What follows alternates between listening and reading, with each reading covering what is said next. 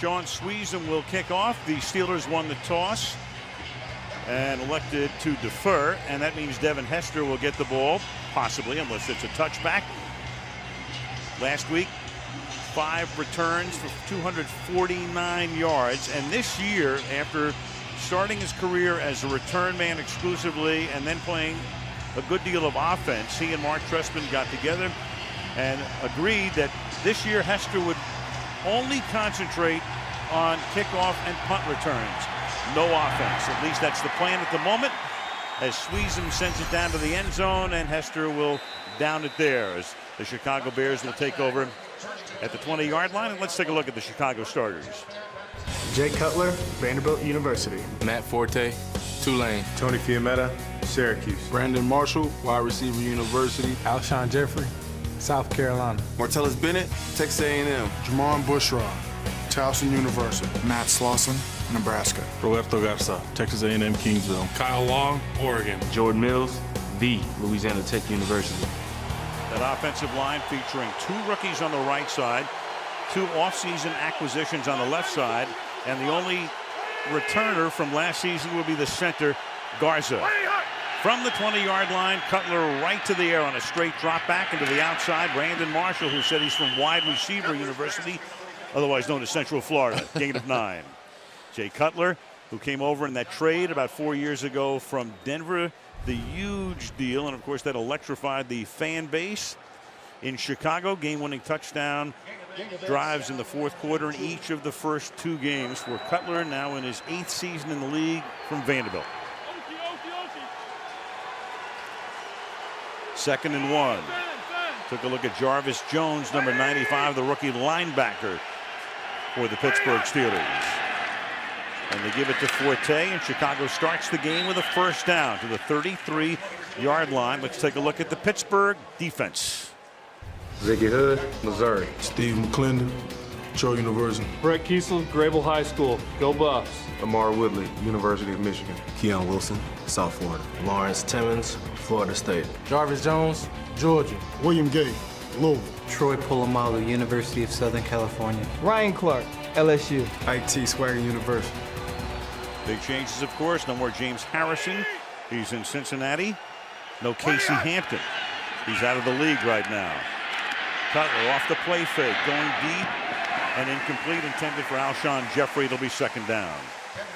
You know, we talked about it a little bit in the open, but I think the headline for the Chicago Bears in this offense is the fact that Mark Trestman has only allowed Jay Cutler to be sacked 1 time in the first 2 games. Now, we've seen some games in which Cutler was sacked 9 times in the first half against the New York Giants. Pretty impressive, especially when you consider 2 rookie offensive linemen up there on the right-hand side. Kyle Long, the number 1 pick this year, and Jordan Mills, a 5th-round pick, getting it done.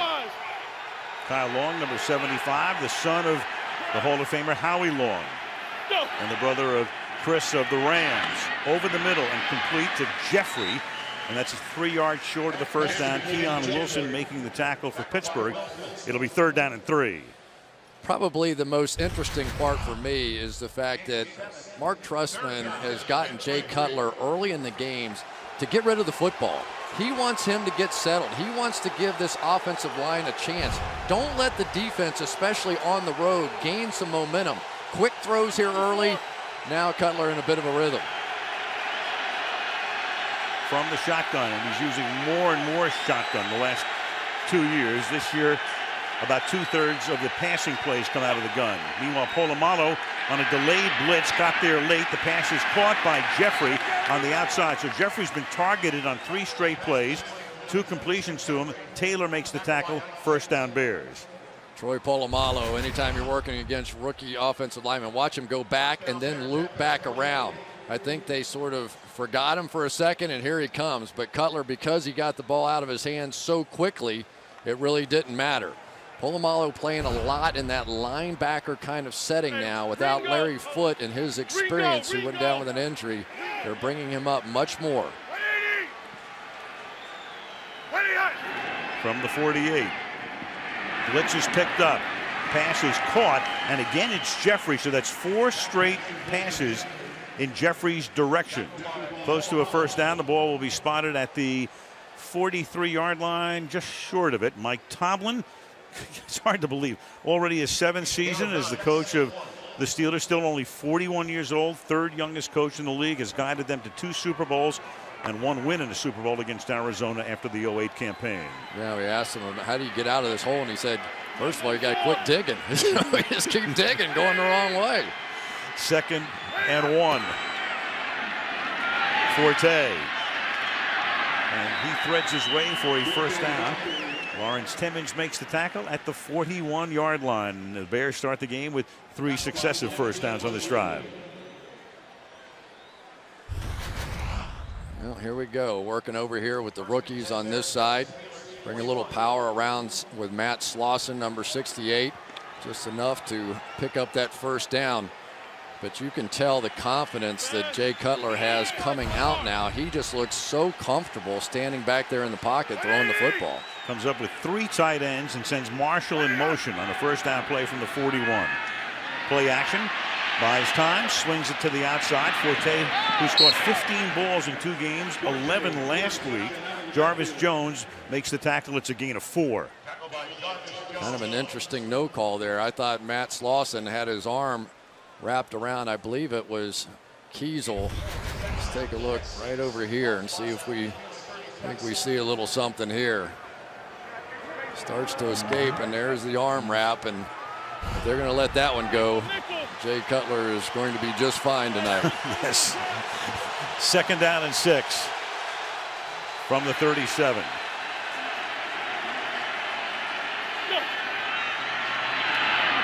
Quick throw to the outside, and that's Jeffrey, and he should have a first down. Rolling forward, they'll spot the ball at the 31-yard line. So a very impressive opening drive, 9 plays, and they've gone 50 yards in 5 minutes. Well, if you follow the Pittsburgh Steelers, you know that guy right there, Ike Taylor, is generally the guy that covers the #1 receiver for the other team. On this one, he's on Alshon Jeffries, and I guess why not? He's been getting the ball every time. But Cutler was telling us he was really disappointed. He thinks Jeffries looks great. They target him a lot of times in the first couple of games, just didn't work out that way. But you can tell the confidence that he has in him. He gets a rest. He's caught 4 passes on this drive. And Cutler, with the play clock winding down, will take a timeout. 9.5 to go in the opening quarter. Chicago on the opening drive.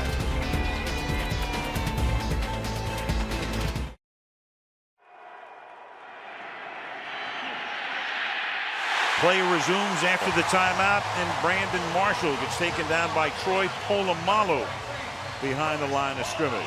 This guy makes the flashiest plays of anybody in the National Football League. Watch him come all the way across, almost setting the hook for Jay Cutler. Yeah, he's open, he's open, he's open. He's not so open over there. The tape last week in the game against Cincinnati, I thought Troy Polamalu looked like he was about 24 years old, flying around, making plays just like that. 11th year in the league, and you can't miss him with that flowing mane. 2nd and 14.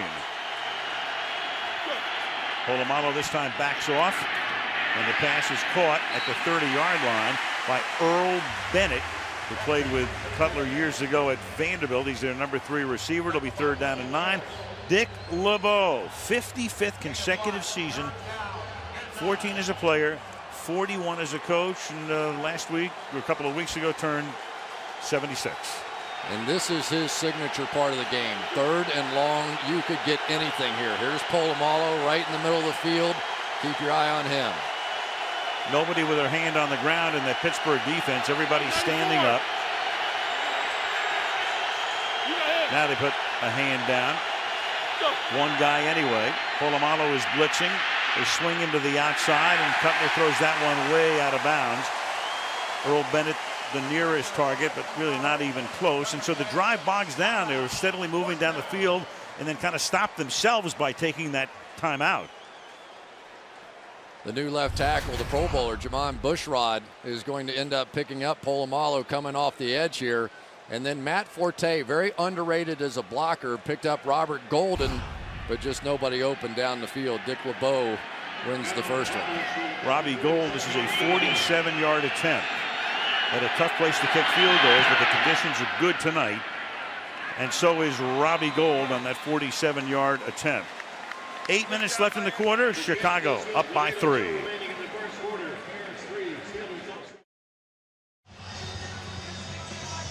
Good opening drive for Chicago, but it bogged down after 13 plays and 51 yards, consuming almost 7 minutes. Robbie Gould to kick off in the direction of Felix Jones, and the former Cowboy who came over from Philadelphia before the start of the season downs it there. Let's take a look at the Steelers starters. Ben Roethlisberger, Miami Redhawks. Felix Jones, Arkansas. Emmanuel Sanders, SMU. Antonio Brown, Central Michigan. Jericho Cotchery, NC State. Heath Miller, Virginia. Mike Adams, The Ohio State University. Ramon Foster, Tennessee. Fernando Velasco, Georgia. David DeCastro, Stanford. Marcus Gilbert, University of Florida. Of course, one guy missing would be Mike Wallace, who signed that big contract with the now undefeated after 3 games Miami Dolphins, who are 3-0 and knocked off Atlanta earlier. Fake toss, and then the handoff goes to Jones, and the one-time #1 draft choice of the Dallas Cowboys picks up 11 before he's tackled by the safety Chris Conte. 75 yards in 2 games, and they get 11 on the first play. Well, the great thing about it was that you're going to see Felix Jones here just picking up running yardage. They went crazy. The crowd was like, they scored a touchdown on the play, a 10-yard gain, and that's big news around here. First down at the 31-yard line. Blue 30. Blue 30.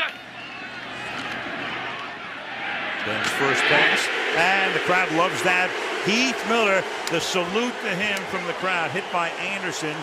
So tore up his knee week 16 last year, rehab, didn't play obviously in preseason nor the first 2 weeks, and sees his first action since December right here. Yeah, arguably the most significant guy on this offense right now, because they need help blocking in the running game, and he's certainly an asset there. But more than anything else, Ben Roethlisberger has a comfort level with Heath Miller that he really doesn't have with anybody else. Security blanket, 2nd and 4. Pressure on. And Ben is going to lose the ball. It's loose at the 16-yard line. Pete Morelli comes in and signals that Chicago has it. DJ Williams came in, stripped it. Roethlisberger goes down, loses the ball. James Anderson comes up with it, and Chicago in business deep in Pittsburgh territory. DJ Williams just comes free on a blitz right here. And Ben gets really loose with the football, tries to step up. It flails away from him, and out it goes. So for the Chicago Bears, who have been struggling getting pressure on the quarterback, immediate pressure, immediate turnover. And the way the Pittsburgh Steelers have been scoring points lately, less than 10 points per game, a touchdown here is dangerous. Bears, terrific through the years, takeaways, Lovie Smith, and it hasn't changed thus far in this regime. Ball at the 17-yard line. And Cutler under pressure, throws, and it's incomplete. And looking for a flag was Bennett, doesn't get one. Polamalu is back there as they got tangled up, 2nd and 10. Well, most NFL fans know now, tangled feet, that's not pass interference. A little grab there, I would say that's a good no call. You just play, and if your feet get tangled, so be it. Sort of like running into the referee or something, just part of the game. Second and 10. Forte is the running back. Following his blocking, but Pittsburgh is able to clog up the middle. Can take it only to the 16-yard line. It'll be 3rd down and 9. Steve McClendon makes the tackle.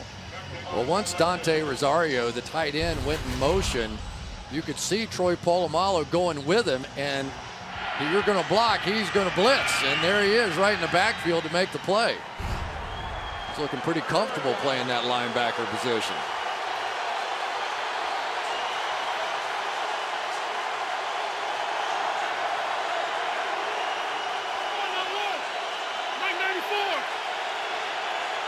Third and 9 with the play clock down to 3. Cutler slings it over the middle. It's caught by Forte, and he has a first down at the 5-yard line. So he checks it down. Shamarko Thomas makes the tackle. Forte, who catches a lot of balls out of the backfield, and a big one here. Well, Forte is going to check his protection first. Polamalu goes back, which allows Forte to come out on the route. Forte last week, I think, played the way that the Bears have always envisioned him playing. There's the right side of this offensive lineman, Kyle Long, battling as hard as he can. But when he is catching and rushing for approximately the same number of yards, Bears are tough to beat. First and goal from the 5. Forte into the end zone. Touchdown, Chicago. Roethlisberger getting sacked, fumbling, losing the ball, and the Bears go in quickly in a minute and a half, 17 yards to go up 9-0 going on 10 with the extra point. And this is the old Pittsburgh Steelers power play right here. They threw it right back in their face with Matt Slauson coming around. So much for the rookies on the right side. Kyle Long, Jordan Mills getting it done over there. Forte plowing right through William Gay to take it into the end zone.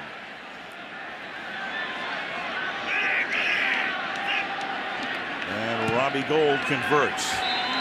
5:05 left in the opening quarter. Chicago cashes in. Bears lead 10-zip.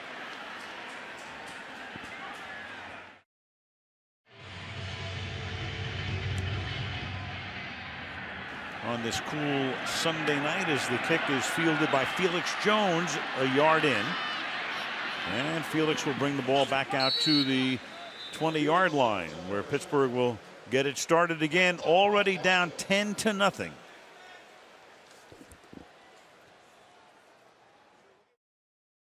The Steeler ran synonymous with running the football through the years, but 75 yards through the first 2 games, fewest in the first 2 games of a season in franchise history.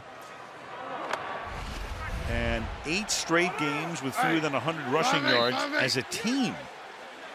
Tied for the longest streak in franchise history. You'd have to go back to 1935. They started out with an 11-yard run, then Roethlisberger with the sack fumble.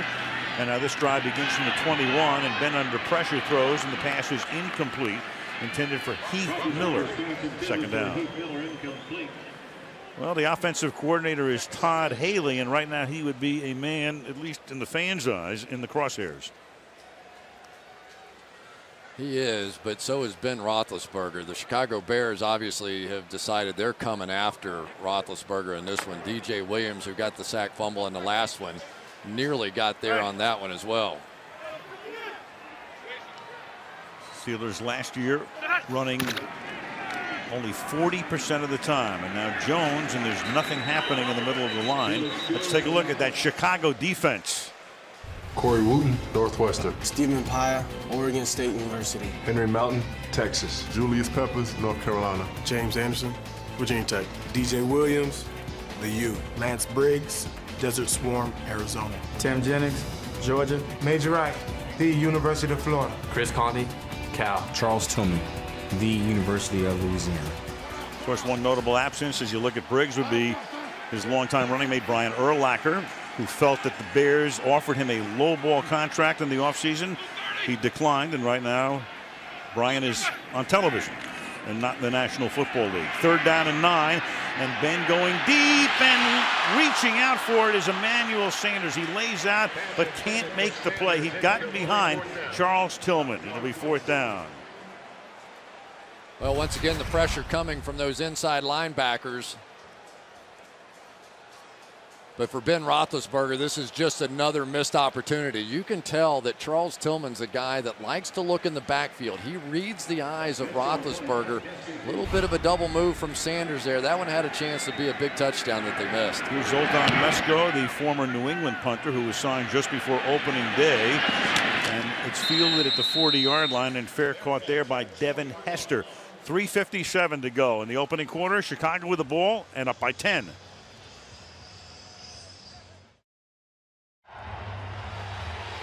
The new brain trust, Aaron Kromer is the offensive coordinator. Mel Tucker is the defensive coordinator, and Mark Trestman, longtime assistant in the NFL and then 5 years in Canada with Montreal, the head coach. At the age of 57, his first head coaching job, and that's a huge hole for Forte, who regains his balance inside the 30, the 20, Down the sideline he goes, and he steps out of bounds just before he got to the goal line. To the 5-yard line he goes, first and goal. A gigantic hole, which he exploits, and it's a 55-yard run for Forte. Steelers trying to use their favorite blitz, this cross blitz, and the rookies pick it up beautifully. Come in here, coming around, and watch the two guys on the right side. Bang, bang, huge hole. Big game so far out of the rookies, Kyle Long and Jordan Mills. You knew LeBeau was going to test the young guys, see if they could handle all the different looks. So far, the answer a resounding yes. And Ryan Clark couldn't make the tackle, which would have stopped him about 8 yards downfield. The ball is at the 5. First and goal, and Chicago will take its second timeout. They knew that this was going to be a challenge. The first time they played on the road for these two rookies, Kyle Long and Jordan Mills, playing against an elaborate defense with Dick LeBeau and all the different stunts that were going to happen to him out here. But at least thus far, these two guys right here have been spot on. I mean, that is a blitz that we see 10 times every time we watch the Pittsburgh Steelers play, and they could not have timed that out any more perfectly. Just 1-2. They said they spent all week this week with the noisemakers on and all that, even in walkthroughs, just going after blitz after blitz after blitz. So far, they got it. Well, they've taken a lot of noise away from the crowd already. It's first and goal from the 5.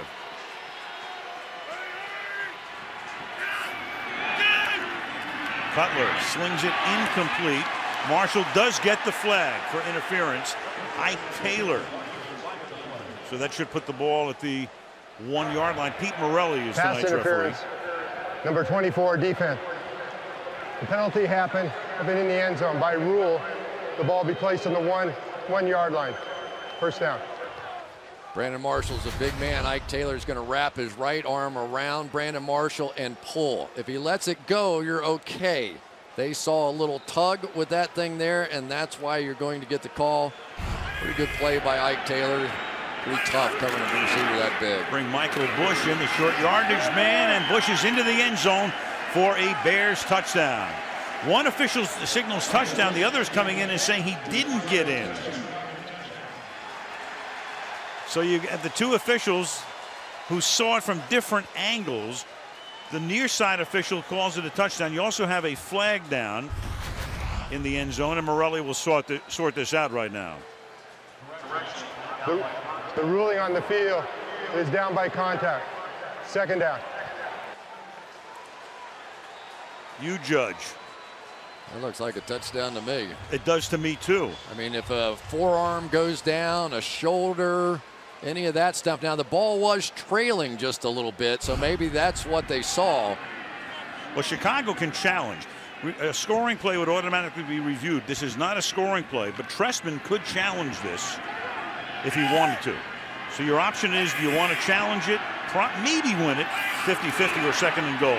He chooses not to, and it is out of the end zone. Martellus Bennett didn't get down inside. Timmons forcing him out, and that'll make it third down and goal.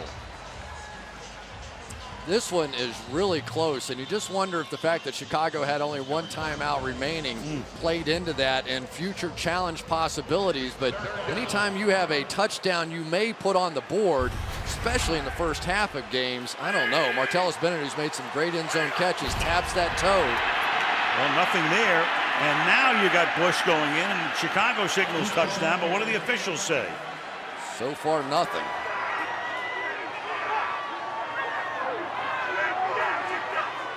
This decision's getting more and more significant here. Yep, now they're going to put it down at about the 2-inch line. Fourth down. Well, you talk about the possibility of a momentum changer right here. Well, you could argue both of those were in there. Now you can say if Trestman wants to challenge this, he can.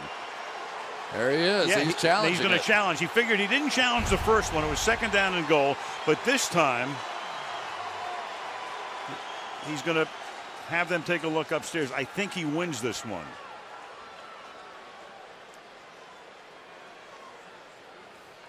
I said, I'd like to challenge the first one. I want to go back. Right, you're right. I got a better shot at the first one than I do the second one.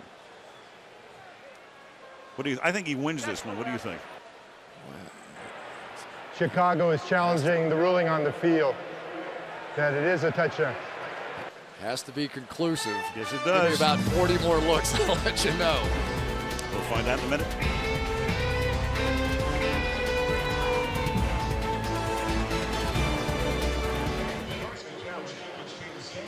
So just so I know the rule, so if he has no timeouts remaining in the first half, You can't use challenge. it. No, you can't. You Right, can't. so you have to have a timeout. And that's down to the last 2 minutes. All right, one more time here. Oh, boy, that's close. It does look like he's in.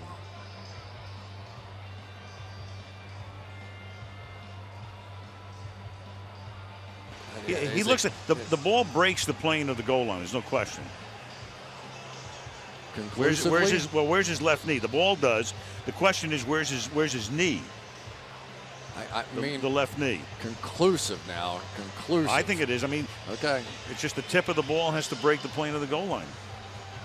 Boy, that's close. Period. Yeah. Elbow down there. Well, so it's not over once he hits. That does not look like the ball is over the line by any means there. I don't know from that angle though. If it didn't go over right here, I don't think it went over because once he comes down. Right. Okay, I got the whole. This is going to be. It's not conclusive, is what it is, because you don't know where the knee is. You can't see the knee. I think it either went over with the first lunge or it didn't. Yep. That's. I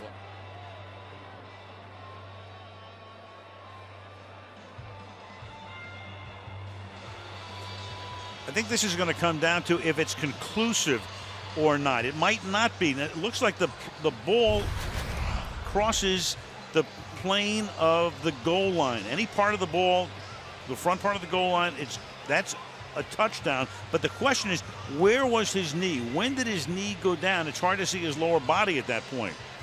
So his elbow may have even hit first. So Morelli now will have to figure out, is this conclusive or not? Remember, the ruling on the field was no touchdown. Here he comes. After reviewing the play, the ruling on the field stands. Fourth down. Chicago will be charged with third and final team timeout. And now they're out of challenges the remainder of this half. Well, now, since they lose the timeout, they're out of timeouts, which means they can't challenge. They will go for it. And again, Morelli didn't elaborate, but I have to think he didn't see the conclusive evidence as to where the lower part of his body was when the ball crossed the plane. So here we go. What a series this has been. 4th and goal. This could be a season changer for the Pittsburgh Steelers if they could pull off a Pittsburgh defensive moment right here. And this crowd understands that. Everybody standing. Terrible towels in abundance. You got Bush, the back. Fiumetta is the fullback. Here comes Polamalu right up to the line. And you got Bush. And with that second surge, he's in for the touchdown. Boy, that was going to the dentist for Chicago. But they get it in with Bush, who they like to bring in at 6'1" and 245-pound short yardage. Well, this is some run by the 245 pounds Michael Bush. Timmons is going to get a dead shot on him here and just can't hold him out. I mean, Timmons is the best player, in my opinion, maybe other than Polamalu on this team. I thought we might see the Polamalu leap over the top and try and make a play, but he just didn't quite time it out perfectly. That ball almost came out, too. Did. He almost lost the ball, regains possession. Hit by Vince Williams on that pop. Goal for the extra point. And the Chicago Bears have now run 21 plays to 6 for Pittsburgh, 124 yards to 9 for Pittsburgh, and the Bears are on top 17-0. Well, I mentioned at the outset, the fan base here, as rabid as they get around the National Football League, very restless. How do you think they're feeling right now? Not very good at all, because this is a team that has really struggled to score points. And now you're 17 points down. I don't know what you do other than let Ben Roethlisberger try and do his thing, but so far this one could not have started any worse for a team struggling to score points. And we talked about some of the guys that are missing. Mike Wallace took the money and ran to Miami. Rashard Mendenhall let him go. He's now in Arizona. Max Starks out of the league at the moment. The tackle Willie Colon gone as well. The longtime guard James Harrison has taken his equipment to Cincinnati. You got Larry Foote and Marquise Pouncey lost for the year. You saw Casey Hampton, the longtime nose tackle, not in the league anymore. So a lot of changes for the Pittsburgh Steelers. No Rashard Mendenhall, no Mike Wallace. The explosiveness is greatly diminished out of this offense. And the Steelers will begin their next drive from the 20. Steelers tie for the second largest deficit in the first quarter of any home game, down by 27 to the Eagles back in 1965. So of course this is one of the most stable of franchises. That is Dan Rooney, who most recently was the ambassador to Ireland, and just below him his son Art II, and a lot of worrisome looks in the owner's box, at least at the outset tonight, as Pittsburgh tries to get something started, and Jones picks up 6 yards. Felix Jones out to the 26-yard line. Major Wright makes the stop. Now, we talked about Rashard Mendenhall no longer being here. Already has more yards rushing than the Steelers as a team. But what he did was gave you a horizontal stretch on the defense. He could get to the edge. He could get outside. And I think Felix Jones, at the very least, gives them a bit of that element as well. Le'Veon Bell, who was supposed to be the lead back, their second-round draft pick this year, still out with an injured foot. But at least Felix Jones has given them a little bit of that pop to the outside. At the 26 on 2nd and 4. Roethlisberger stepping up away from the pressure. Hits Antonio Brown for a first down. Antonio gets run out of bounds at the 44-yard line. Major Wright on the blitz, and Ben got it away for a gain of 18 yards. Ben Roethlisberger, as a starting quarterback at home when they face NFC teams, 15-1, only loss 3 years ago to the Giants. Jonathan Dwyer now comes in as the running back. He was their leading rusher last year. Playing a spot roll now. The ball at the 44. Off the fake, and it's caught by Will Johnson, the fullback. And Johnson, it's all he can do to pick up some yardage out to the 49. Tackled there by Briggs as we tick down to the final half minute of the quarter. I asked Todd Haley, give me a guy on this team that doesn't get any attention, that deserves it. Right out of his mouth, Will Johnson, their fullback, a guy they sort of discovered out looking at another player. He said he's a good, solid lead blocker and an excellent receiver coming out of the backfield. That was a good catch. 2nd and 5. And look out, and Ben goes down. DJ Williams comes blasting up the middle, the longtime Denver Bronco. First year with Chicago, one of the big acquisitions, and comes blasting through the middle to take Roethlisberger down. Second sack of Ben in the quarter, which comes to an end with the score. Chicago 17, Pittsburgh nothing. And Sunday Night Football resumes after these messages.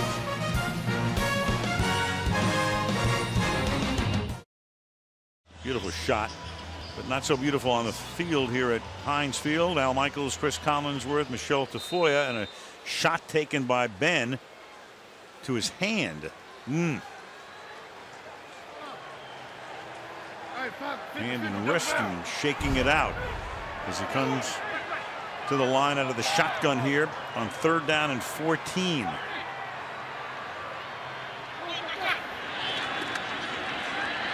Four-man rush. This time Ben gets protection. Slings it deep downfield, and it's caught. Inbounds inside the 20-yard line by Antonio Brown. And they'll spot it at the 15-yard line. Exactly what the Steelers needed at this moment. Well, Ben Roethlisberger at it again here. His pump fake is going to hold Chris Conte, the safety, and that's going to leave his wide receiver, Antonio Brown, wide open down the field. He can move these safeties with that pump fake. Conti turns his hips and barely sneaks that one in. Longest play for the Steelers this season, 45 yards off a 3rd and 14. Felix Jones, the back. He gets the ball. Felix Jones will take it to the 6-yard line. It'll be 2nd down and short. Already the Pittsburgh Steelers have made a change up front. They have Kelvin Beachum playing the right tackle position for Marcus Gilbert. They've had a lot of issues with the tackles so far earlier in this season. Going no huddle here. Swinging to the outside, and it does not fool one Charles Tillman, who has seen it all in his 11 years in the league. Tackles Emmanuel Sanders for a loss of 1. Maybe 2. It'll be 3rd down. Let's call it 3rd and 4. You got to come this way to catch that ball. I mean, you have nothing there. If you're gonna try and rub off and get a pick, then you got to use the pick guy. So Gilbert on the sideline. It's 3rd down and 4 from the 9.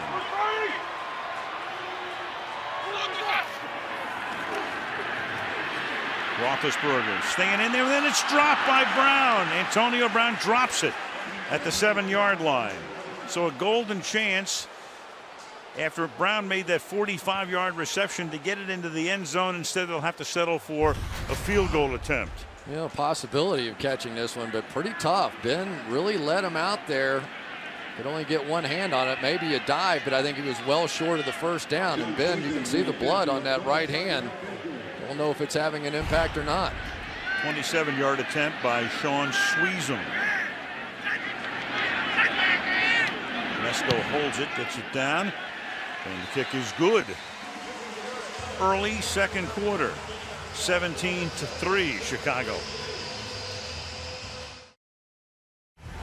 Well, great protection for Cutler, and Roethlisberger got protected on that series, but they had to settle for a field goal. Devin Hester, who had his foot stepped on, but he's fine. After that last punt that he fair caught, has a chance to run this one back. Hester from the 2, but that's great special teams coverage. And then he puts the ball on the ground, and Pittsburgh is saying, well, wait a second, was he down? He was down. Meanwhile, Jay Cutler, the protection he's been getting has been great this year. 85 dropbacks this year, 1 sack. It came last week against Minnesota by Jared Allen. It did create a touchdown. But you go back through his years with Chicago beginning in 2009, and you can see how often he has been sacked. But this year, protection's been great.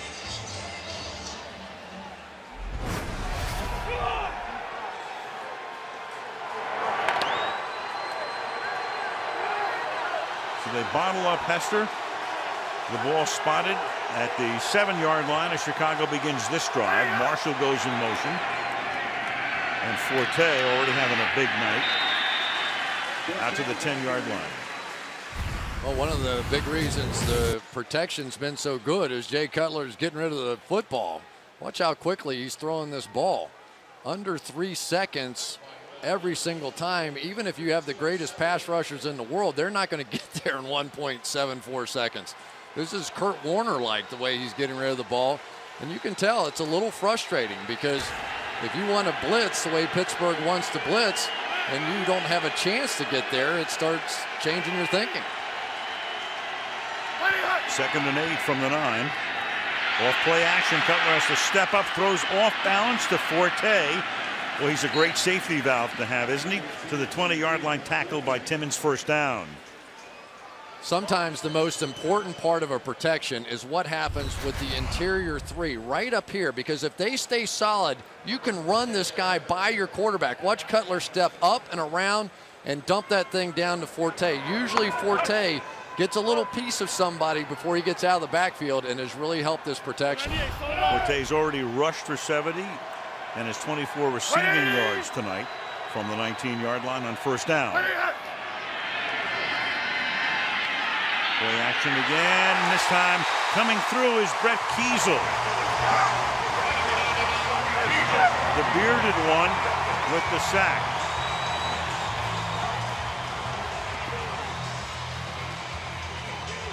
typically the Pittsburgh Steelers and their defensive ends don't get a lot of sacks because they're playing run first. It's called a two-gap technique.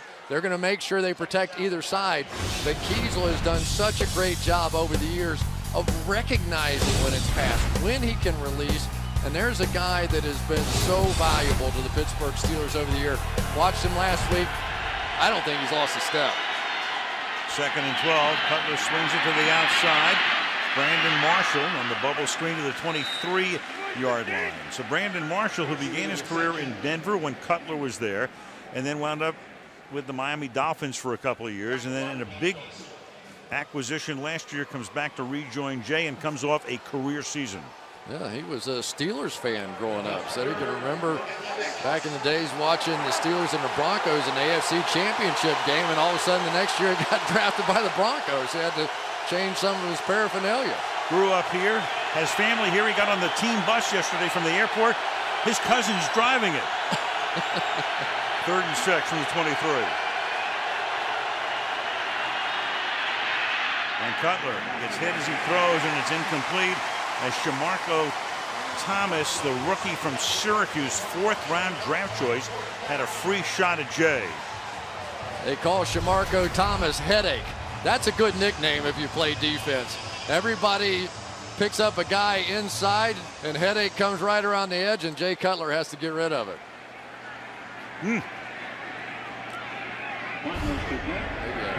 Armache on that one. Adam Podles. This will be his first punt.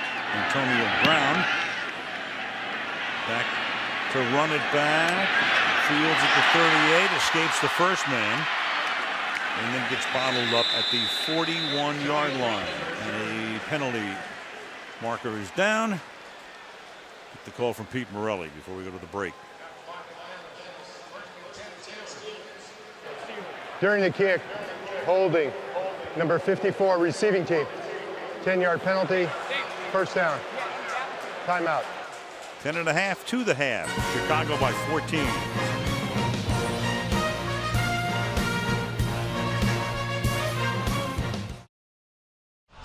NFL royalty, you go back to the first families of football. Bears, one of the original teams. The Hallis family, George Hallis, his daughter Virginia, and the family, 8 NFL championships.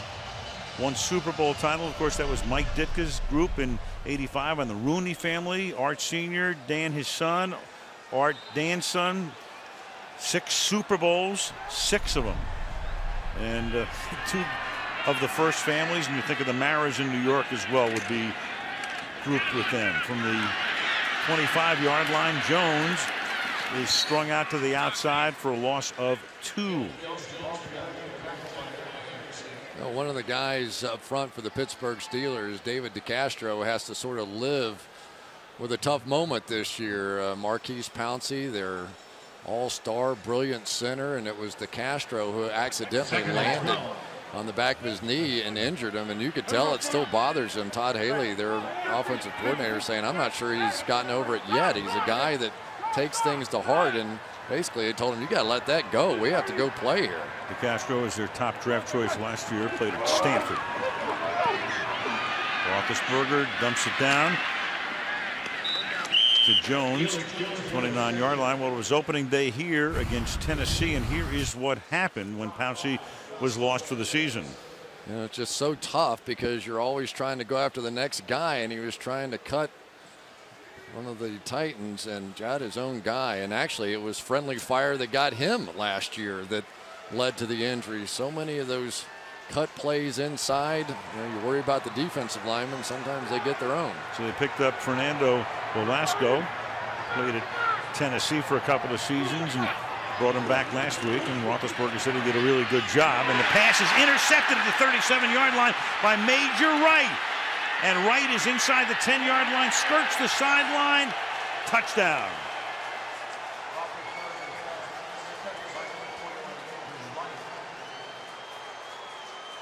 You ever seen a team like the Chicago Bears and their ability to score points on the defensive side? Watch Major Wright. He's just going to jump this thing. They back out of their blitz, and I think Ben felt comfortable thinking it was a zone, and all of a sudden Major Wright comes out of center field. I don't think he ever saw him. And then look at the blocking. The Bears immediately turn to offensive players when they get a turnover, and nobody sticks the thing in the end zone the way this football team does. They're all looking for blocks. There it is. It's incredible. Well, they're just reviewing that. It's a scoring play. He was skirting the sideline on his way in. They ruled it a touchdown. They're waiting for confirmation. This is 3 straight seasons in which Major Wright has had a pick six if it stands. Is he out of bounds or in? In, we think. Definitely in there. But they're checking it out upstairs. Well, usually you think of Charles Tillman, Tim Jennings. Jennings already had a pick six earlier last week. Charles Tillman, I think, had 3 a season ago for touchdowns. Jennings led the NFL in interceptions. Tillman led the NFL in forced fumbles. These guys make a living on it. Touchdown confirmed. Of course, that was the hallmark of the Lovie Smith tenure, and it has been perpetuated into the 2013 season by Mel Tucker, the new defensive coordinator in his group. Gold's extra point is good, and Chicago leads by 21.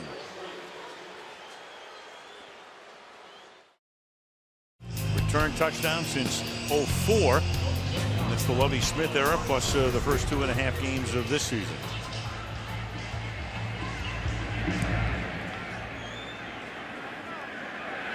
Flag is thrown as the kick was in the air back at where the Bears would have been offside on the kick.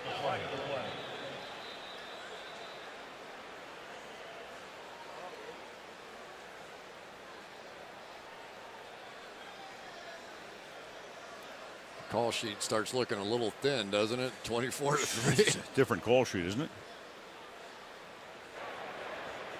Offside, number 36 of the kicking team. 5-yard penalty will be enforced from the 20-yard line. First down.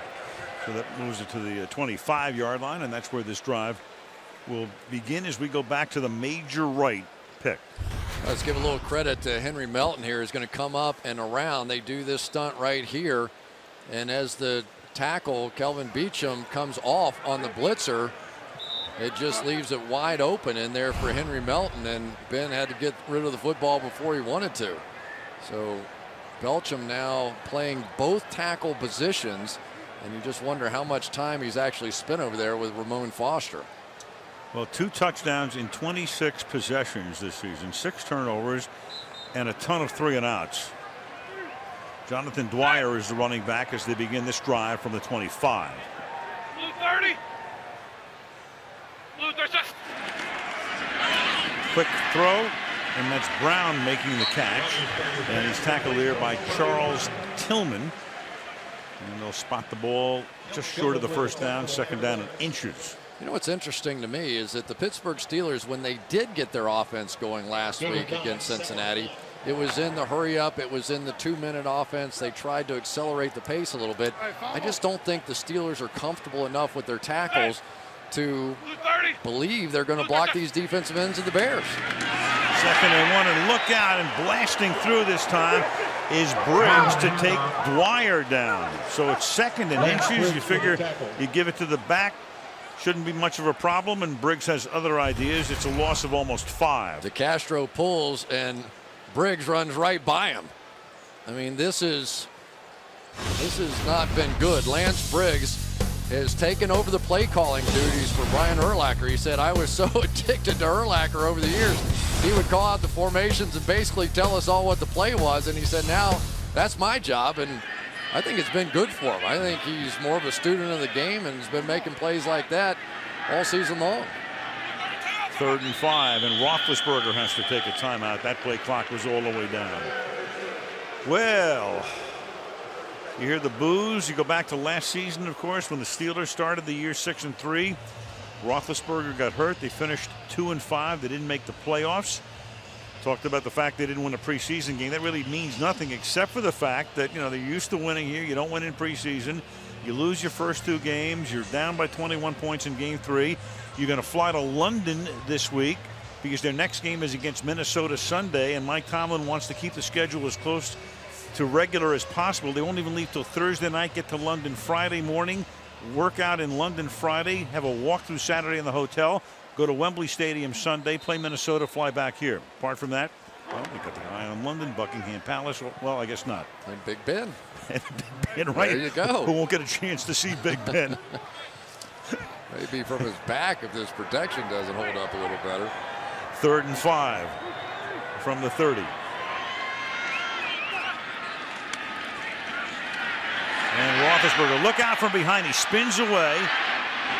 And then the pass is incomplete. He couldn't complete it even though he got out of trouble at first with Julius Peppers coming in and almost getting him down, but it's incomplete. And they punt again. Now you can tell Ben a little uncomfortable. Here comes Julius Peppers, who yet to have a sack so far, but you've got to believe the longer this game goes, if the score stays anywhere close to this, Peppers is going to get a few. Devin Hester to run the punt back, and Meskel almost had it blocked, and then this contact made and a flag is thrown. There'll be a penalty here. Even though he may have gotten a piece of it, if he did, the penalty would be waived off. It's Anthony Walters who came in and made contact. It was 4th down and 5. Personal foul. Roughing the kicker, number 37. That makes it automatic. 15-yard penalty, automatic first down. Unless he got a piece of it. Take a look here.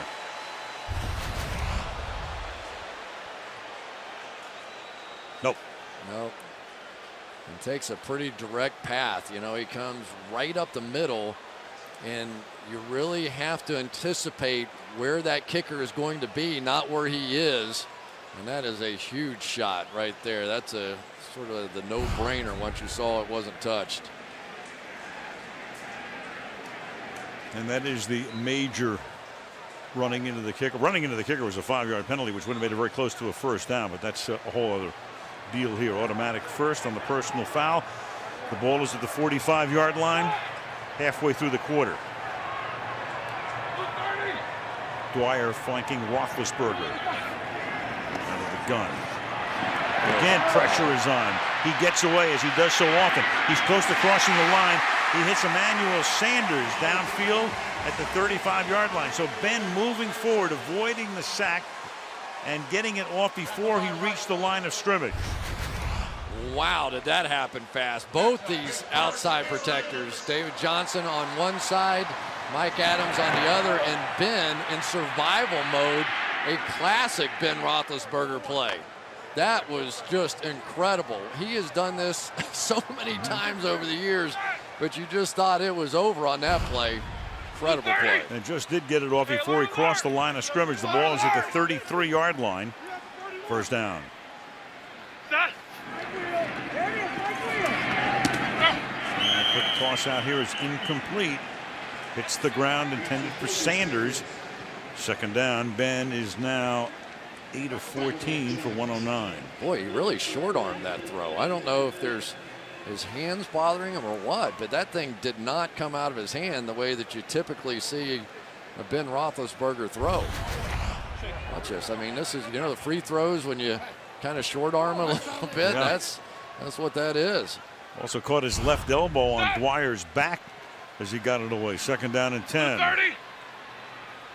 Here comes the blitz. Picked up. Ben going deep, and it is caught in the end zone by Brown. Touchdown, Pittsburgh. Again, Ben with that escape. Conti came in, ready for the sack. Ben gets away, and a great catch. Well, first of all, great job that time by Jonathan Dwyer. Maybe he's going to be the guy that can put him over the top. All the protection goes that way. Perfectly done. Ben stands in there and gives his guy a chance. Just give him a chance to make a play. That's what receivers will tell quarterbacks all the time. Goes up over the smaller Tim Jennings. Brilliant. Squeeze him. Tacks on the extra point. And with 6.5 to go in the half. Now a 2-touchdown game, 24-10, Chicago.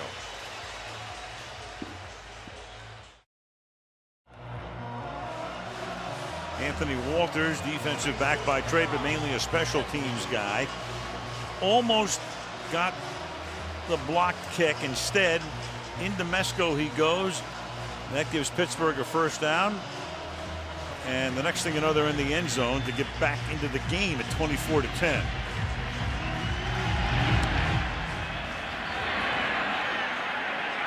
At the 10-yard line. Joe! Brought back by Joe Anderson.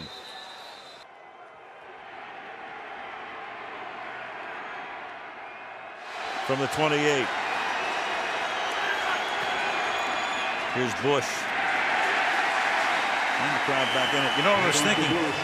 If Walters had actually got deflected that and the officials didn't call it, and then you wanted to challenge it, and they could have won the challenge, they couldn't have challenged. They're out of timeouts, which means they're out of challenges.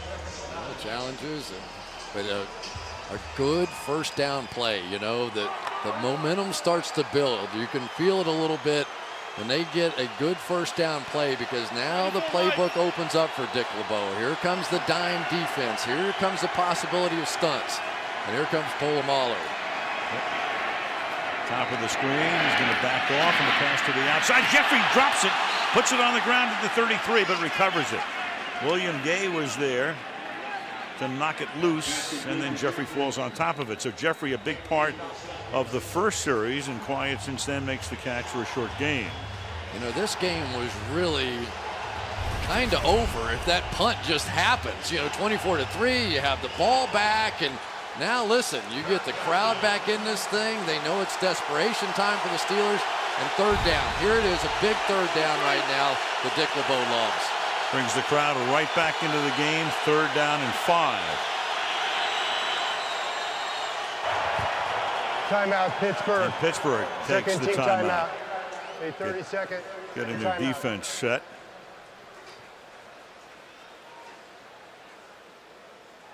And that's Keith Butler, the linebacker coach there. And Trustman comes out to try to get a word in with Cutler. You know, Al, one of the things we haven't talked much about is the fact that there's been a lot of changes on the Pittsburgh Steelers defense as well.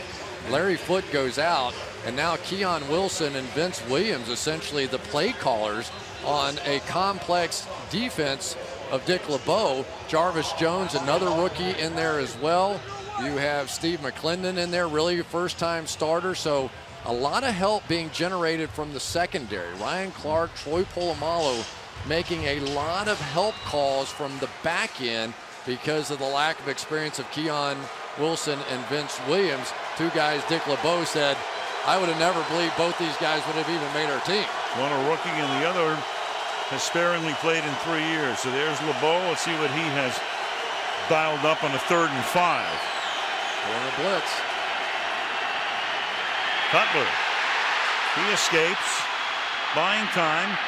Slings it to the near side and complete. Intended for Marshall, and there's Polamalu coming all the way across the field to cover Marshall on the play. 4th down. Well, they came with something exotic. You knew they would on 3rd down. Come with a corner blitz here off the side, but Cutler does his best impersonation of Ben Roethlisberger and makes a great throw. This is one that Marshall just has to have. Billy O'Brien deep. Podlish. Short kick. Bounces at the 30, but takes a real good Chicago hop and roll to the 13-yard line. 4.5 to go. That offensive line, it's been an issue in Pittsburgh for a while, but it's not as if they haven't tried to rectify it. Mike Adams, 2nd-round pick. Foster was a free agent. Pouncey, 1st-round pick, and 10. DeCastro, 1st-round pick. Gilbert, of course, but now you got Velasco in its center, and most of those starts were with Tennessee. 102 combined starts, fewest of any offensive line in the NFL this season. Now you got Beacham in at right tackle with Gilbert out again. Felix Jones flanks Roethlisberger. And they give it to Jones. And Jones with a 9-yard burst off a DeCastro block. It'll be 2nd down and 1. You know, it's interesting. Ben Roethlisberger met with his offensive line this week. They've been taking a lot of heat here in town. and basically said, you guys don't understand how good you are. You're all high draft picks. You have to start playing like it. You're the best player in high school, the best player in college. You've got to, don't be afraid of getting penalties. If you've got to choke somebody out, in Ben's words, go for it out there. Show a little more dog on the field. And so he's maybe starting to get a little of that now. 2nd and 1. And with room to the outside, a burst by Dwyer. And Dwyer to the 47-yard line, where he runs over Conte, and again DeCastro helping to spring him. 25 yards. Here's a #1 draft pick going out. Watch DeCastro here. Gets out on the edge, uses his athleticism, makes a big block. And there goes Jonathan Dwyer, who's really had a big role now in this comeback. He is an excellent blocker. Let's see if it's this lower your head. That is an interesting no call there. When you size somebody up outside the tackle box, that could have easily been called. Well downfield. Dwyer again, and this time he gets stuffed. Julius Peppers is there to knock him down behind the line of scrimmage. Ticking down to 3 minutes remaining in the half. Well, great players know how to play with their hands, and Julius Peppers no exception. Watch him working on Mike Adams here. Just swats his hands away and makes the play in the backfield. You have to be able to block better than that on a run play. 2nd and 12. Stay on the ground. Gain of 3. Dwyer. It'll be 3rd and long. Pittsburgh has 1 timeout plus the 2-minute warning. And I think they're going to let this thing go down to the 2-minute warning. Why not? You don't want to have to give it back.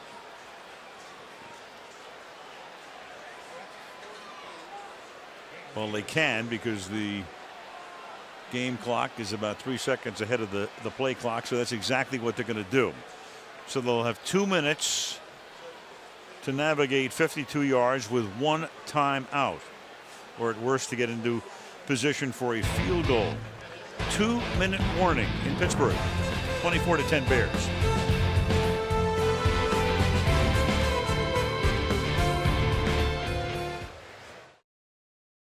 Third down and 9. 2 minutes to go in the first half.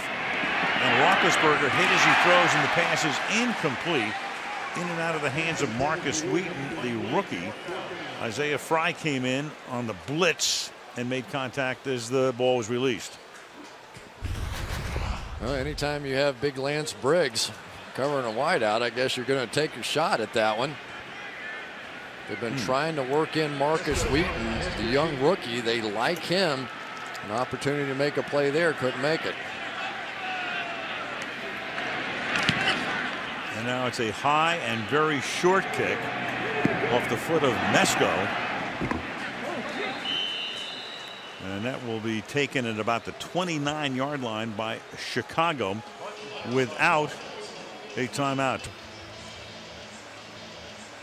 Punt. Well, you go back to the 1970 NFL draft when the Steelers moved to the AFC. Both teams 1-13 the year before. Steelers won a coin toss first pick, and that turned out to be Terry Bradshaw. How was that for a pick? Looks good too, doesn't it? Right. Full head of hair. Bears traded the number 2 pick to the Packers for Caffey, Elijah Pitts, and Bob Hyland. Well, Phil Emery has done quite a job, and he's a man who has his mission all set out in front of him. The second-year general manager for Chicago. This is Forte. Emery comes in. He's been a long-time scout in the scouting department. In fact, he was with Chicago a number of years ago, most recently with Kansas City, where he worked with Scott Pioli. Gets the job, comes in. Lovie Smith is the coach last year, but then he's looking for a coach, and it was very interesting. He knew what he wanted. He definitely wanted an offensive-minded coach. There was no question about it. And it came down to Trestman and Bruce Arians and Darrell Bevell, who were the 3 finalists. And it was the complete deal. He had Jay Cutler come in and talk with all 3 coaching candidates at the end before the hiring of Trestman. 2nd and 9. Forte, and then of course nostalgia takes a recess, And sentimentality in Chicago when you let Brian Urlacher go. He offered him a contract. Brian felt it was a low ball deal, but hey, everybody's got to move on. You know, I just find it really interesting. Have you ever heard of a situation where the quarterback is brought in to interview the potential head coach? It's a good idea. If you're looking for an offensive guy, you know, when we heard about it, a couple told us about it. It's an interesting idea. Well, we've seen a few sideline scenes where Jay wasn't too happy. Maybe they just wanted to make sure he was happy and comfortable. And, you know, when they involved him, the relationship has been good from the start. And obviously the way they've started the season is probably even better. Nothing wrong with thinking outside the box from time to time. Here goes Forte. Without a timeout, Chicago will just run the clock down and go into the locker room. But Pittsburgh's going to take its final timeout, because it's 4th down, and at least they'll have an opportunity for a punt return. Or a punt block. Or a punt block. Yep. Pretty good football player right there in Lawrence Timmons. Guys leads the team in tackles and sacks and interceptions and does it all. Antonio Brown having a little fun with the official. It was a big play he made in the back of the end zone, wasn't it? Oh. To kind of just jumpstart this team. Boy, they've just been void of offense to start. You can barely recognize the Steelers offensively when you put on the tape. Wow, what's happening?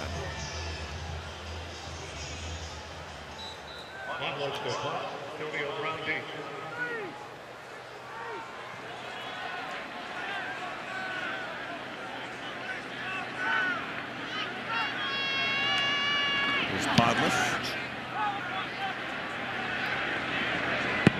And it's a nice break there, because that's going to take the clock to 0. And look pretty good on his stat sheet in renegotiation time.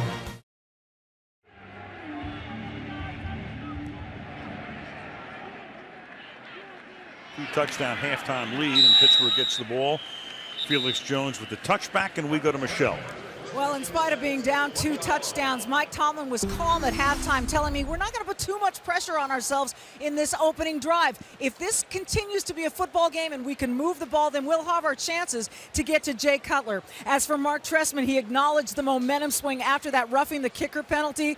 He told me we've got to get the momentum back. We will get it back, and it starts with stopping the Steelers on this first drive, Al. All right, thank you, Michelle. And they'll start this drive from the 20-yard line. Roethlisberger is 9 of 16 for 142 yards. Felix Jones is the running back. Play action. Peppers coming from behind, and then a little shovel to Felix Jones. So again, Ben, who is the master at escaping, like Charles Bronson in The Great Escape, little 7-yard shovel. It'll be 2nd down and 3. Well, Julius Peppers over here against Mike Adams, and Adams really having a difficult time just slowing him down, but stay with him through the entirety of that play. And when Ben steps up, just gives him a chance. You know, it's so hard. Most quarterbacks, you get an arm on them and they tend to go down. Ben, that's not quite enough. Nothing like cultural references from 40 years ago, but what the heck. Felix Jones losing the ball, and Chicago thinks they have it, and they do. So Michelle talked about getting the momentum back, and that gets the momentum back. Henry Melton recovers it. Sometimes you take a hit and you never see it coming. Major Wright just comes out of the blind spot in here and drills Felix Jones, and the ball pops out. I just don't think he saw it. And if you're thinking helmet to helmet and all that kind of stuff doesn't apply inside the tackle box, they're going to let these plays happen.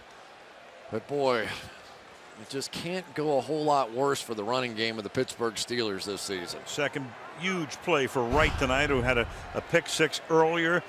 Now the big forced fumble. And of course they review every turnover, get it confirmed, and Cutler ready to go to work from the 29-yard line.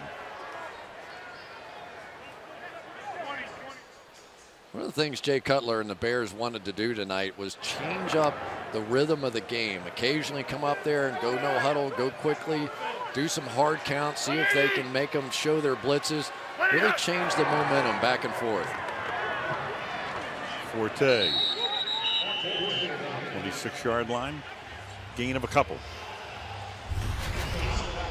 Well, Well, here's the area in which that there is no such thing as that helmet-to-helmet sort of rule by a running back or a tackler in that dark shaded area right there.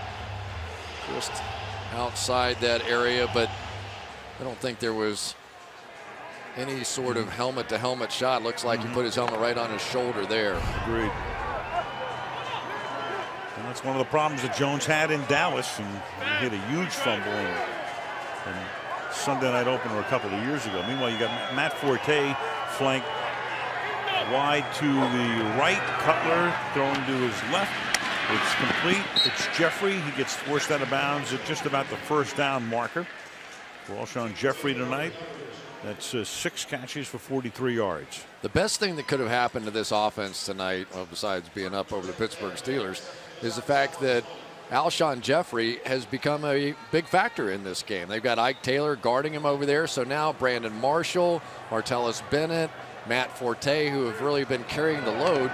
Now defensively, you're not exactly who you have to protect out there. On both guys up to the same side here on a 1st and 10.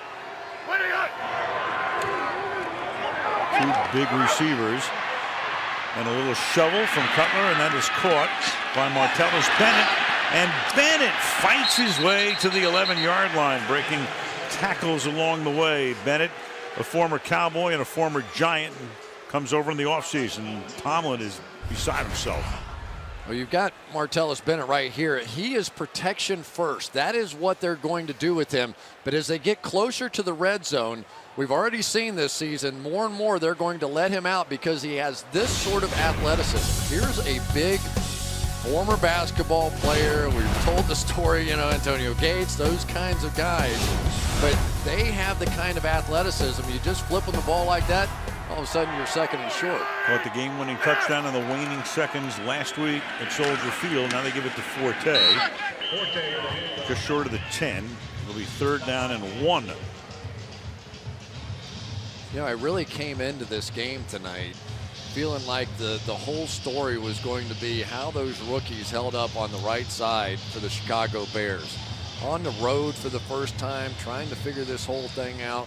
Kyle Long, really an amazing story for how far he's come to make it to the National Football League. Started his career as a pitcher at FSU, a 95-mile-an-hour fastball and left-handed. Bush is in. Polamalu was almost offside. They give it to the short yardage back, and this is Bush. And he's going to be very close. Jarvis Jones is there. The head linesman comes in. He's going to spot the ball short of the mark. So it's going to be 4th down. First time we really had a chance to talk about Jarvis Jones, their #1 draft pick. Polamalu was going to try and jump over the top, and Jay Cutler adjusted his snap count a little bit, but they love Jarvis Jones, don't they? Meanwhile, for Trestman, here's the decision you make. It's 4th down. They're going to measure, but they're going to be short. So a field goal makes it a 3-possession game. Or do you try to go for what would be a kill shot touchdown here? Personally, I take the field goal. I would too. You have a chance to go 17 up. That's 3 possessions.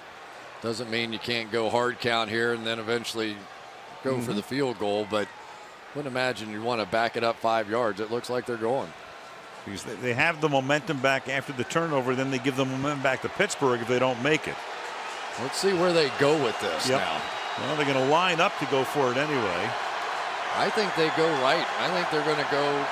The play that worked for them in this situation before was that Pittsburgh Steelers power play with Kyle Long and Jordan Mills on the right side double teaming and Slauson coming around. Well, Bush behind the fullback Fiametta, and they're just going to try to draw them offside. And you can tell with the body language that that's all they were going to do at that point. Delay of game offense. 5-yard penalty remain. And yeah, you don't even have to take a timeout. You're in chip shot field goal range anyway. It's hardly going to matter for gold. So Marshall, it looked like Marshall was trying to call timeout for just a second, but why call a timeout? There he is. Does he want to call timeout? Yeah, he's trying to call timeout. You know why he did? Because he was moving on the play, and then when the second motion started, they would have had to completely reset both guys to not get a penalty. So he got a little jumpy, not realizing they were going to take the 5 yards anyway. And so the grin from Cutler as if to say to the defensive line, hey, I knew you knew. Here's Robbie Gould, a 32-yard attempt, and that is good. So that does make it a 3-possession lead for the Chicago Bears, 27-10. Now Michaels, Chris Collinsworth, Michelle Tafoya, Heinz Field, Pittsburgh, PA on this Sunday night. One good thing, we put the Doppler radar away. 2 of our 3 games thus far have had weather delays. We had a little storm come through here yesterday, but nice night tonight. Touch of fall on this first night of fall. Temperature in the mid-50s, and Robbie Gould to send it down toward Jones. And let's take a look at the 3 turnovers here. And we're talking about 17 points. It's one thing when your offense is struggling and you hold on to the ball, but when you give it away and you're allowing 17 points on the defensive side like this one from Major Wright, who's had a major factor on this game so far. The interception for a touchdown forced that fumble. It has been a rough night for the Pittsburgh Steelers offensively here. Start with Jonathan Dwyer flanking Roethlisberger on first down.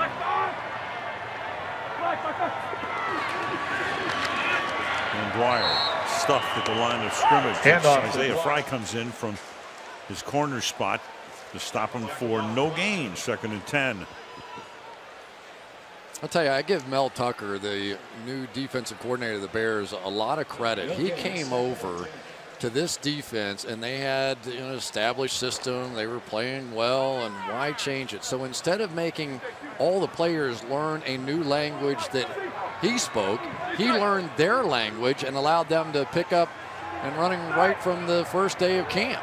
And I think it really made a difference for the start of this season that they didn't have to learn that new system. And much appreciated by the veterans. That shoulder shake and then open to catch the pass and take it into Chicago territory is David Johnson, the backup fullback. So Roethlisberger with that shoulder shake and pump, and then he finds the open man for a gain of 32 yards. Well, there's just nobody that does it like this. Here you see David Johnson just going up the seam here, and Brian Urlacher maybe in his day could get a little bit deeper than Lance Briggs did there, but when Ben Roethlisberger starts going back and forth and looking around and pump faking, tough to play defense. From the 48 on first down. And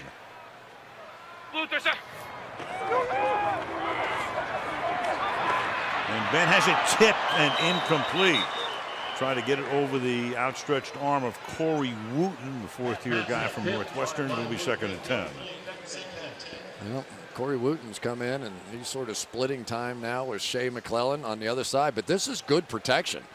You know, really, you can't ask any more from your offensive line than this. Mike Adams going to get a little help from Jonathan Dwyer on the outside, but those are the kind of plays that seem to be going against Pittsburgh tonight. But they do have a little momentum on this drive and plenty of time. You know, they just need another play. Sanders gets a block off the bubble screen and takes it to the 38-yard line. Jericho Cotchery with a good block there, and they're going to spot it about a yard shy of a first down. There we go. Now they use the pick the right way. This time Sanders is going to loop back inside like he's supposed to do. Now watch the play work. Now you got something going. Somebody on the sideline, some good coaching over there. With DeCastro right inside.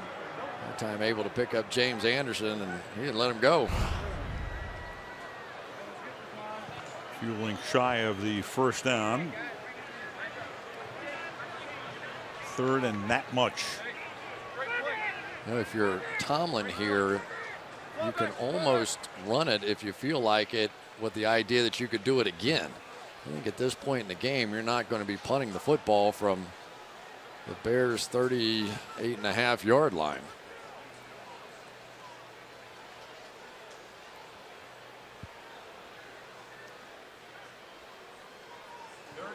Roethlisberger with 190 passing yards tonight. On the other side, meanwhile, Cutler with only 90 yards through the air. Isaac Redman makes his first appearance in a running back spot. Comes up in the slot to the left. And Roethlisberger is going to keep it himself, and with a big body is able to angle his way for a first down. You know who really came off the ball in that one is Fernando Velasco, coming in for Marquise Pouncey. Kind of an incredible story when you stop and think about it. He gets cut by the Titans and comes over here with 1 week notice and fills in for Marquise Pouncey, and really made one mental mistake in the game a week ago. And there's Isaac Redman saying, there you go, Ben, give you a little hand. At the 37, Dwyer comes back in as the running back. Gets it. Swings to the outside. Breaks away from a tackle and is close to a first down. Tillman came up. Couldn't wrap him up. And Dwyer is close to the first down. So Jonathan Dwyer, fourth-year guy out of Georgia Tech. And again, you go back to what they did in the draft, drafting Le'Veon Bell. He will eventually, they hope, be their key guy, and their key guy for a lot of years. And they had Redmond, they had Felix Jones, and Dwyer was kind of a lost guy, even though he led the team in rushing last season. Yeah. He actually got cut this year, and they brought him back. That was a heck of a run right there. Yeah. First down at the 26.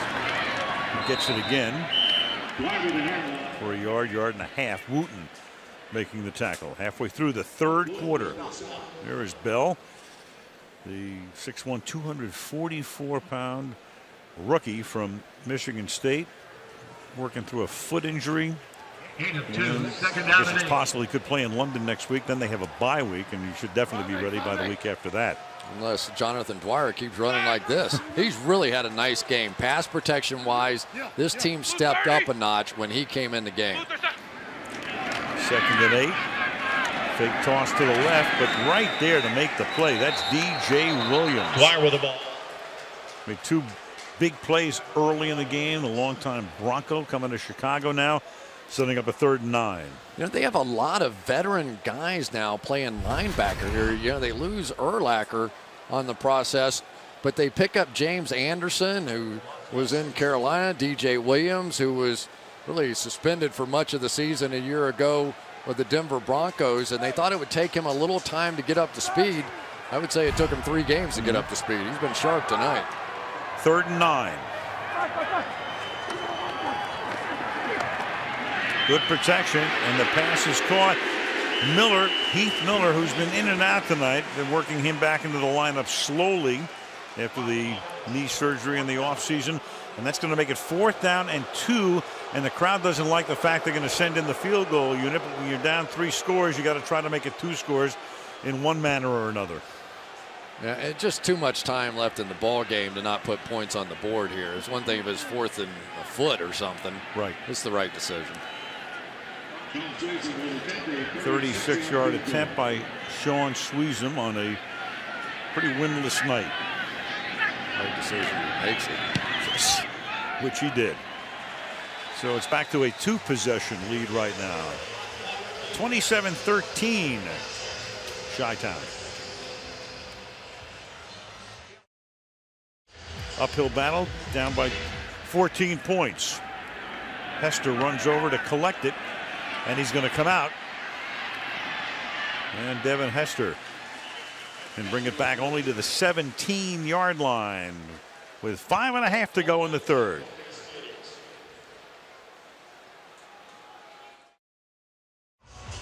Mark Trestman's 57 years old. Some of his mentors, Howard Schnellenberger, starts him out when Mark's at Miami as an assistant, and then Jimmy Johnson is the head coach.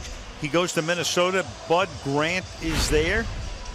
He works with Marty Schottenheimer in Cleveland back in '88. George Seifert in San Francisco with the then Super Bowl champions. Then he coaches Montreal in the CFL for 5 years. And talking to Phil Emery, the general manager, before the game, he felt that that was hugely important before he hired Trestman, that he had the head coaching experience and not just as an assistant. As Cutler throws, and the pass here is incomplete, intended for Bennett. It'll be 2nd down and 10. Well, we knew that he was going to get the math right on the score to kick the field goal because he was a bond trader for a couple of years, right, when he was out of football. He was out of football. He goes and he's running bond portfolios, an investment company, wearing a coat and tie. He does that for 3 years. And his wife says, you got to get back to football. And she says, I love football more than you do. So George Seifert calls him after Mike Shanahan leaves to go to Denver. Mike had been the offensive coordinator in '94 in San Francisco, and that gets Trestman back into the game. And the pass is caught up at the 25-yard line by Alshon Jeffrey, tackled there by William Gay. It helps to know interest rates when you're working time management at the end of games. Yeah, and how to save your money if you're a coach, because that's not a lifetime employment contract. No. He should have been doing moving van commercials. 3rd and 2.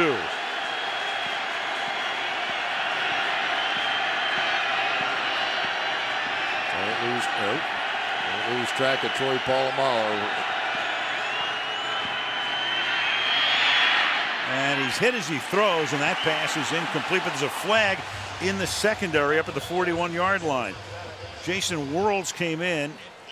Forte needs some illegal assistance in contact. getting off the field. Number 22. 5-yard penalty, automatic 1st down. And that's William Gay with the penalty. So instead of 4th down, the penalty makes it 1st down. But of concern now to Chicago is the way Forte comes off the field.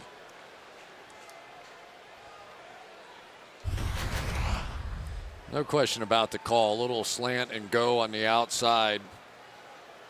He's going to initiate the contact after 5 yards. So that obviously a good call and a painful penalty against the Pittsburgh Steelers. And then Forte, as Jason Worlds comes around the corner, gets caught up in that traffic.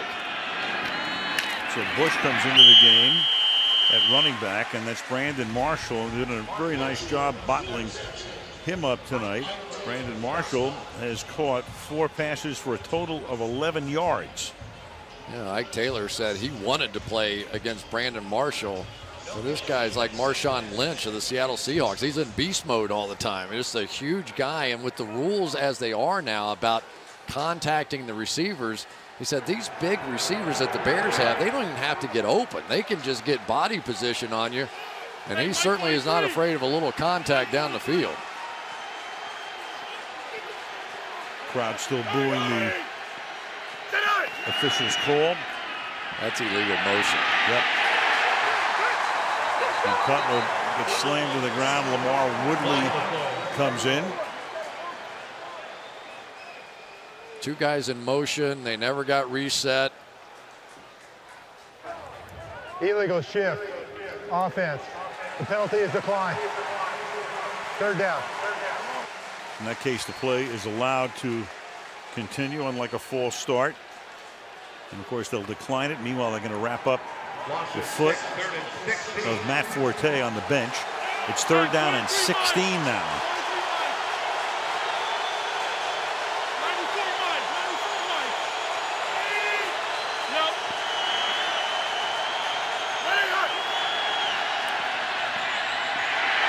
Cutler trying to escape, and then the pass is incomplete, intended for Bush coming out of the backfield, covered by Worlds.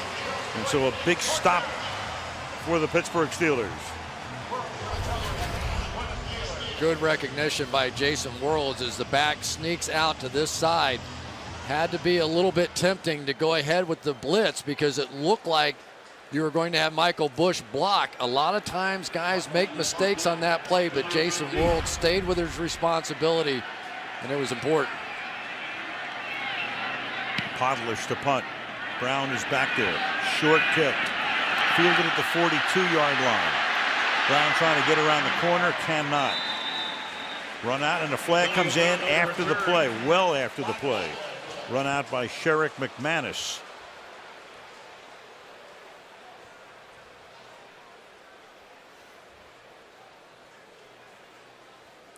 Here's Brown. You can put your hand on the face mask, but you can't grab it and turn it. So if that's what the official saw, and it may be. That was a 34-yard punt, 5-yard return. And Morelli's call coming. During the return, face mask. Receiving team, 15-yard penalty, first down. Well, Pittsburgh gets the ball, but 15 yards farther back.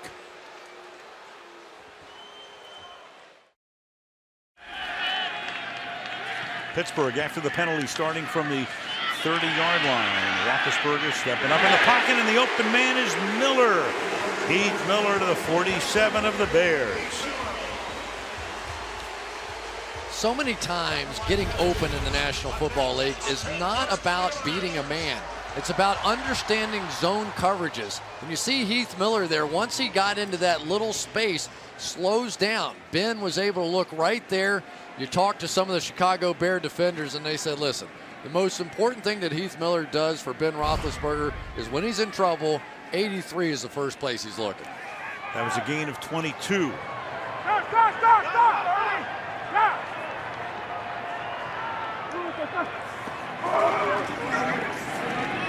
Roethlisberger wide open after the pump fake. Jericho Cotchery. And he's out of bounds at the 21-yard line. Major Wright covering on the play. That's a gain of 26. Everybody wants to make a big hit when they see this quick screen coming out there. That time, basically, two guys open down the field. It's the responsibility of that guy on the outside generally to block, but Ben is so effective with these pump fakes.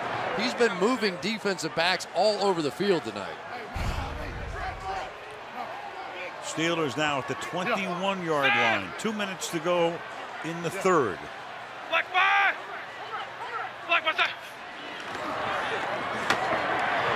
Blitz on.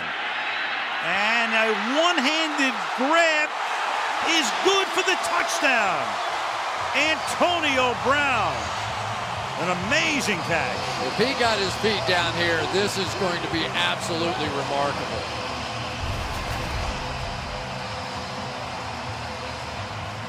Possession, 1, 2. I think he got it. The knee is possible, but I thought that foot was down first. Right, that's the whole issue here. Possession 1. Is the knee down before the foot is the question. If the knee is on the stripe, and of course they're going to look at this upstairs before they confirm it. Oh my goodness. I don't think there's enough there to be able to overturn that. Already confirmed, and the kick is good. What a game Antonio Brown is having. Well, all of a sudden, it's a one-touchdown lead, 27-20.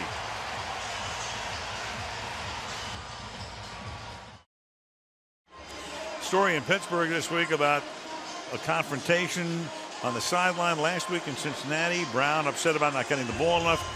Here was Todd Haley, the offensive coordinator, with him after the touchdown. A lot to talk about in regard to that play, but a smiling Brown has put Pittsburgh right back into the game. We'll have another look at it in a second.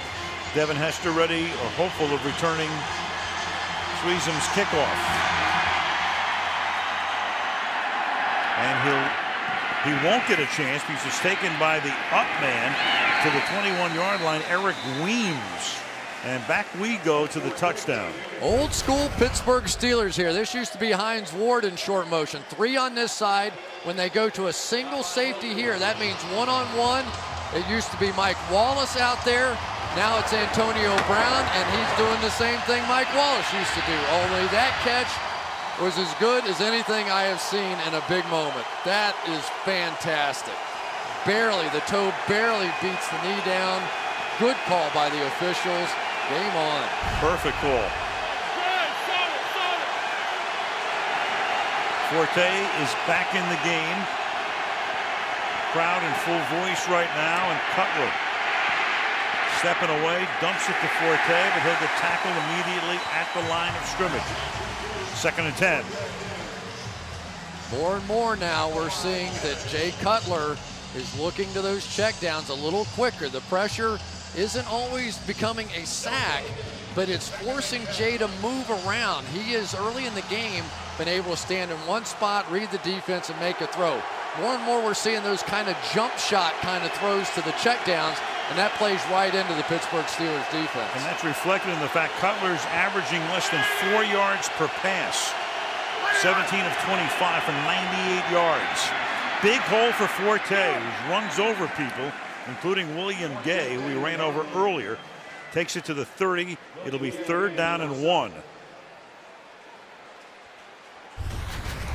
Troy Fiumetta right here is going to seal this thing off. Roberto Garza inside, able to handle the nose tackle. Fiumetta helped a bit with the nose and then got up on the next level, but 3rd and 1 is huge right now. 33 seconds left in the quarter. They bring Michael Bush in as the tailback behind Fiumetta. And Cutler's going to take a timeout with the play clock down to 3 before a very big play.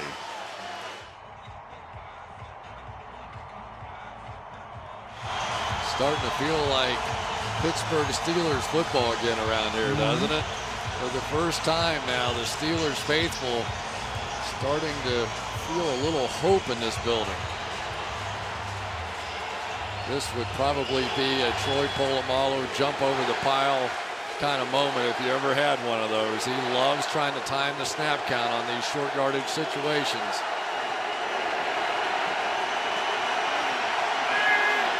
Third and 1.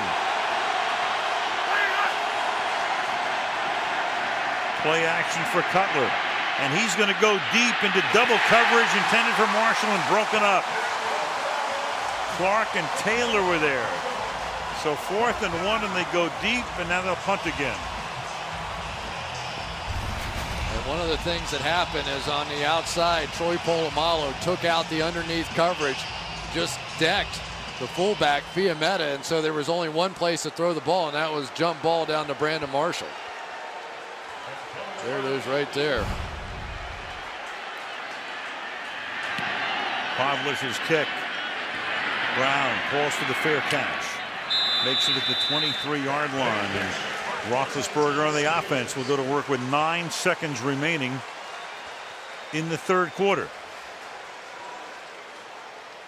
No, I'll give Pittsburgh credit. There hasn't been an ounce of panic about this team. I've never seen any sort of yelling or screaming on the sideline. Sometimes you're down, what was it, 24-3, I believe, and all of a sudden things start getting uncomfortable over there. But my goodness, how that roughing the punter penalty has changed this football game. Gigantic.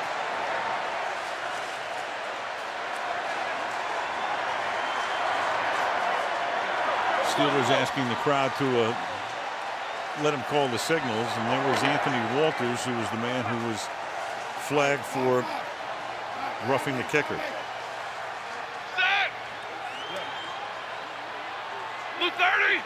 The running back is Dwyer. And it'll be dumped off and incomplete. Intended for David Johnson, who early had a 32-yard reception, and Big Ben goes down. You know, one of the problems that Ben has is when he holds on to that ball, sometimes he gets hit in odd positions. That time sort of a late shot. Looks like he may have twisted that left leg just a bit.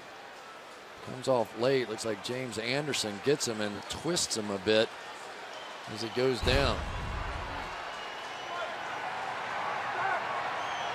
5 seconds left in the quarter. Blitz coming. Picked up, and that opens it up for David Johnson. His second big reception takes it to the 40, and that's the way the 3rd quarter climaxes. 27-20, and Sunday Night Football back after these messages.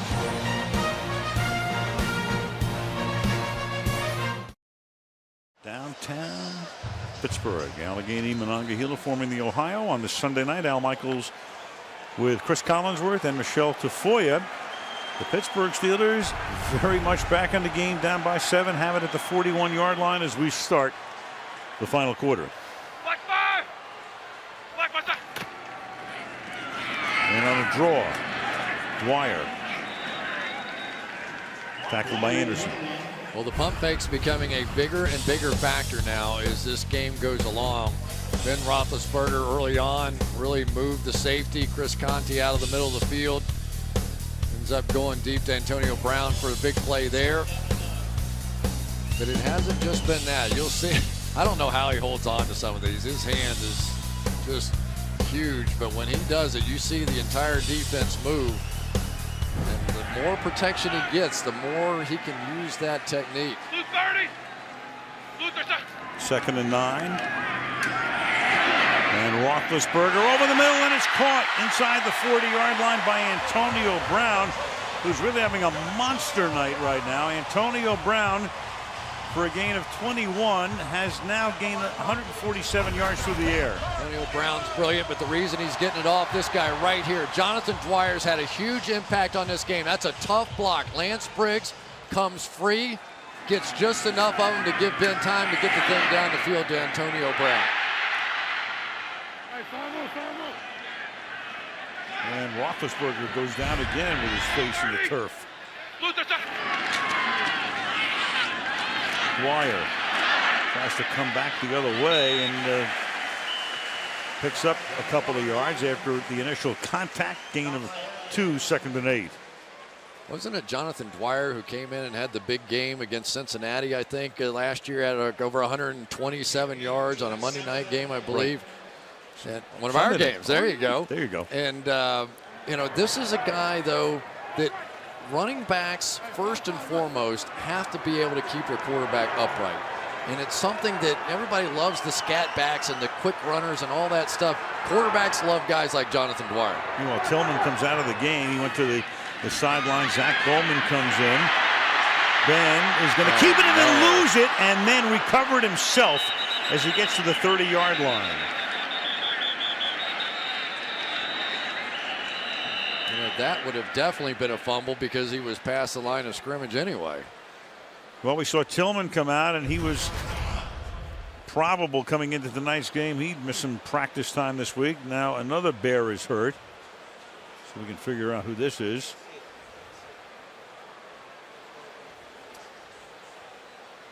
There's been, Wooten was chasing him.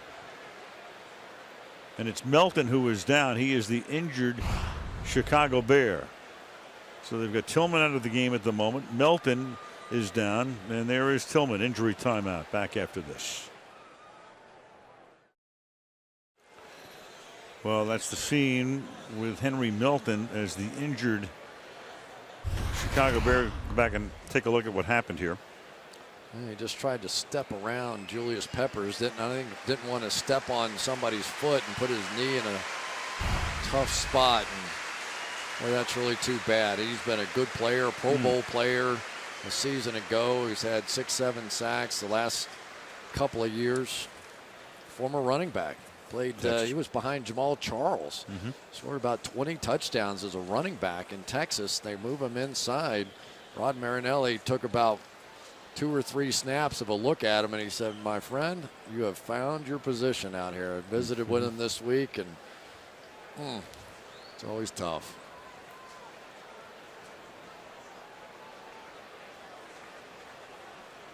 That 3 technique pass rusher, such a significant part of this 4-3 defense. Nate Collins now, who's looked good. He's played well this year, will come in and try to fill the void.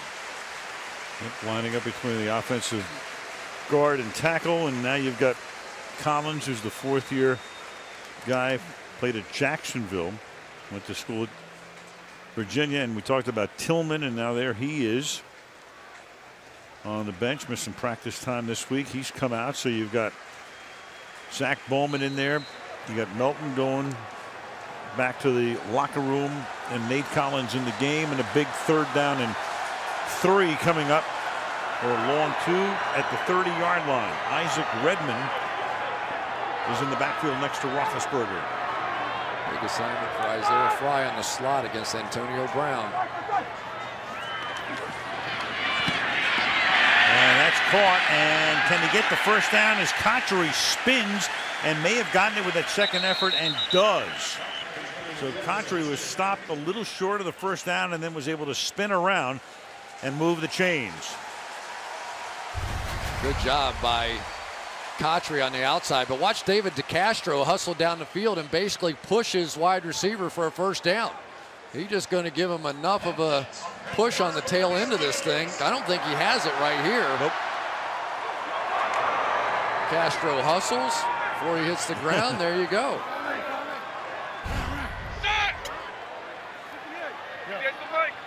Back to that 3-by-1 again. Dwyer is the back. He flares out, and it's thrown behind Brown. So underneath Antonio Brown, it's incomplete. Here's Michelle. Well, Henry Melton with that left knee, he is out for the rest of the night. Obviously, they've taken him back. Now, for Charles Tillman, we've seen him on the sidelines. I'm told by the Bears that he's simply stretching, that he is expected to come back in, and that there's no injury news for Tillman. So sadly, Melton, who missed so much of the preseason out with that concussion, out for the night. Right. Thank you, Michelle. And Tillman, well, even though it might not be anything really significant, at least for the moment, he needs some time. 2nd and 10. And Dwyer can't escape. Stopped at the 26-yard line, and that's going to make it 3rd down and 10. I still think they have some possibilities. The Bears are doing a nice job of disguising their coverage and making it look like they're double teaming Antonio Brown down here at the bottom, but they really aren't. They are going back to that single safety look. So if they want another one-on-one shot, unless they adjust from here, they've got it to Brown.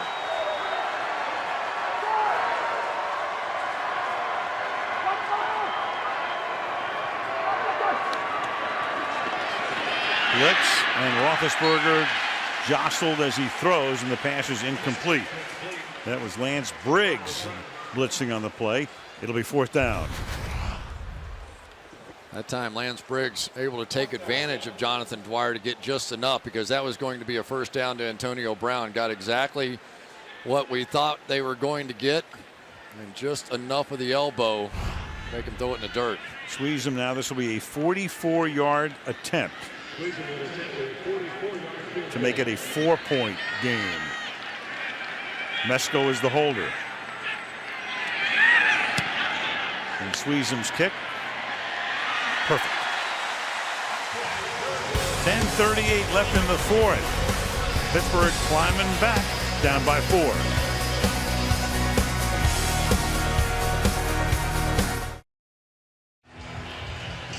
Speaking of, haven't seen a lot out of Devin Hester tonight, have we? Well, and you still won't, because it's taken at the 12-yard line, and this is Joe Anderson who's going to run it back out to the 26-yard line. Bears led 24-3 at one point. You had that blocked punt that turned, or the personal foul on the punt, running into the kicker, roughing him, and the largest deficit overcome in a win, 21 points. The Bears' largest lead given up and lost, 21 points. 24-3. Chicago is going to get the ball back. Walters just missed. Personal foul roughing the kicker. And then Pittsburgh was able to capitalize and get a touchdown. Here's Forte. I want to correct one thing. I think when I did the promo before Atlanta-Miami, I said Atlanta was upset by Miami. They were not upset. I have a certain demographic that holds me to a very high standard, and I just want them to know I misspoke. Atlanta was not upset today, and you know what I mean.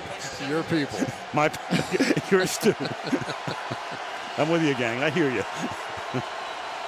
I tell you, the Steelers defense has really taken over this game, though. The yardage numbers are really one-sided in Pittsburgh's favor now. And the possession is now almost dead even, and Matt Forte will go nowhere.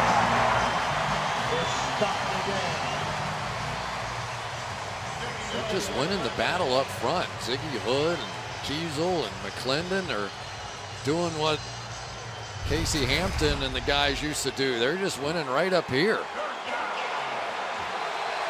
No chance. And now here comes some nasty blitz. 5 of these guys lurking around are going to be blitzing. Bears' job trying to figure out which 5.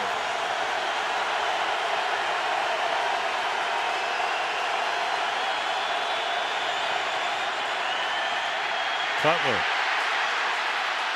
going to run, and he's going to get the first down and then bangs in to the defender, Robert Golden. But Golden can't stop him until Cutler rushes for 12 yards to move the change. Well, they come off this side with the blitz, and Cutler steps up and through. And I'm going to tell you what, you want to get respect as a quarterback in a situation like this. You lower your shoulder, you take a shot. Everybody's talking about quarterbacks going out of bounds and try and maintain your health. In that situation, you go get it, and that's what Jay Cutler did. And lower your throwing shoulder as well. The ball at the 39-yard line.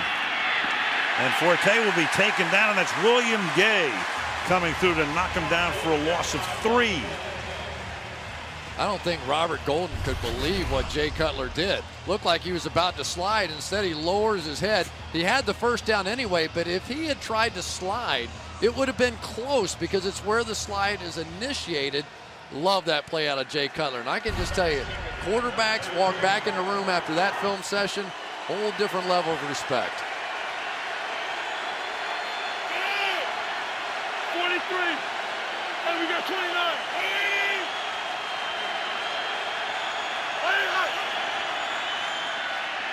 Cutler dumps it off into traffic, and the pass is incomplete. Lamar Woodley helped to break that play up. 3rd and 12. Lamar Woodley here almost got around the rookie Jordan Mills on this one. And maybe more importantly, Woodley almost creates the first turnover here. The Pittsburgh Steelers this year still without a turnover. Almost unbelievable the way these turnovers have fallen off over the last couple of years for the Steelers.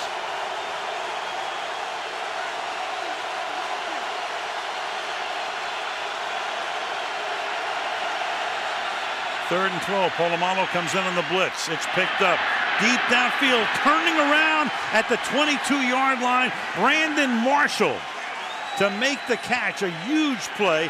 Got position on Ike Taylor to the outside off his back shoulder. And Marshall needs a little time here. Yeah, here's old beast mode right out there. Ike Taylor knew what he was getting into. Pretty solid coverage, but he just couldn't get his head around. Perfect back shoulder throw, rebound position. Brandon Marshall when they needed it most. 41 yards. He comes out for the moment. The pass to the outside is caught by Martellus Bennett, and he'll be taken out of bounds at the 18-yard line. The one thing we've seen out of the Chicago Bears, Martellus Bennett does a lot of blocking when they're in the middle of the field. They get down to the red zone like he did last week when he made the game-changing catch at the end to win that one, like he did against Cincinnati in the opener, a brilliant catch in the back of the end zone. This guy has made a huge difference for the Chicago Bears in the red zone. Marshall back in the game until that catch. He caught 4 for 11 yards. And then 41 on the 3rd and long. Going to draw inside. Matt Forte going next to nowhere.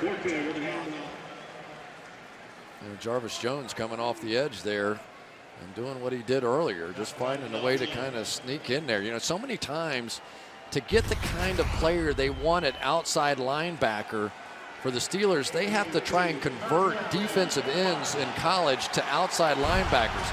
This guy was an outside linebacker at Georgia and got a lot of coaching down there at the NFL kind of level in that defense. Very big 3rd and 5. Steelers trying to limit them to a field goal to keep it as a one-possession game. And Cutler throwing to the corner, and it is out of bounds for Earl Bennett. Earl Bennett not in bounds as he hauls it in.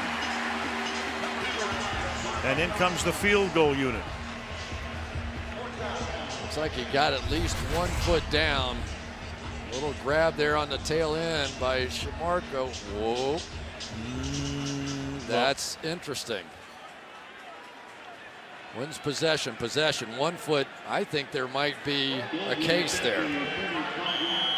Yeah, well, it's worth a challenge, and that's what Trestman's going to do. It's worth another look. I think that's a touchdown. Well, we'll take a look. I thought it was inconclusive on that replay, but worth a challenge. Challenging the ruling on the field of the previous play that the receiver had with both feet inbounds and the catch. Timeout. And it's where possession takes place. So Morelli goes under the hood for a huge call.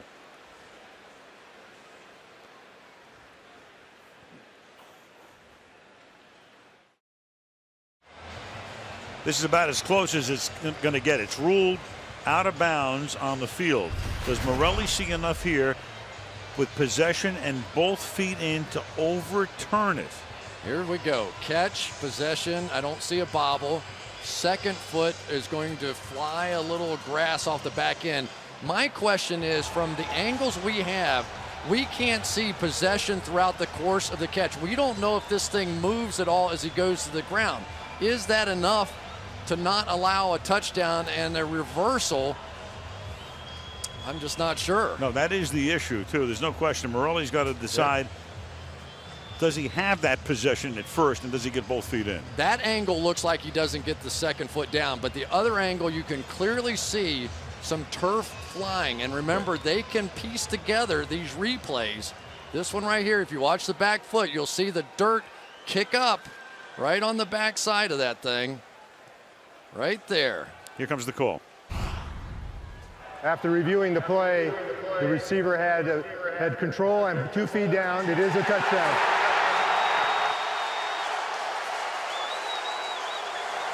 So the old Vanderbilt connection. Cutler to Bennett. He beats Shamarko Thomas. Trestman wins the challenge, and it's a 2-possession game again. This may be the best wide receiver play I've seen in one of our Sunday night games since I've come on here. We have seen unbelievable catches, footwork, one-handed. It's been brilliant. It's been absolutely a joy to watch.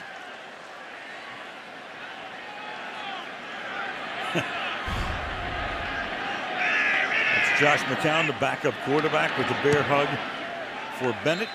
Gold's extra point is good. We have 5:48 left in regulation, and the Bears are up by 11.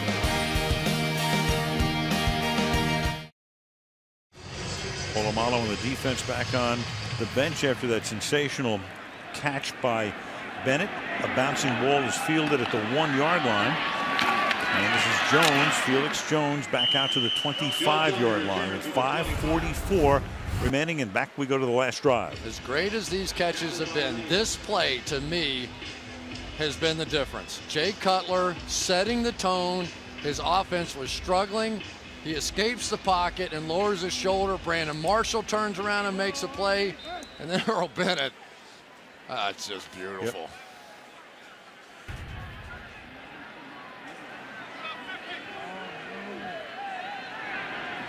So Cutler, who was under 100 yards until then, 61 yards on the drive. All of those plays on that last drive coming on 3rd down. And now Roethlisberger throws, and it's caught. And it's the running back, Dwyer. That's a gain of 9 to the 34-yard line. Collins hit Roethlisberger that time. Collins taking Melton's place. He came in there and got a big-time shot on Roethlisberger. Only a handful of quarterbacks getting up from that one. And not only getting up, but running a no-huddle here as they go hurry up and pick up the first down with Jonathan Dwyer taking the ball for a gain of 2.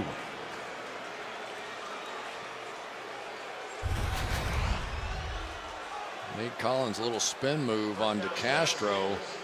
You're not allowed to plant your full body weight on him, but I mean, Ben Roethlisberger almost as big as Nate Collins.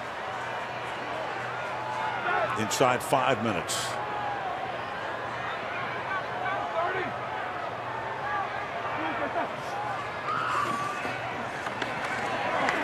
And he's hit again as he throws, but this time gets it away, and it's into Chicago territory.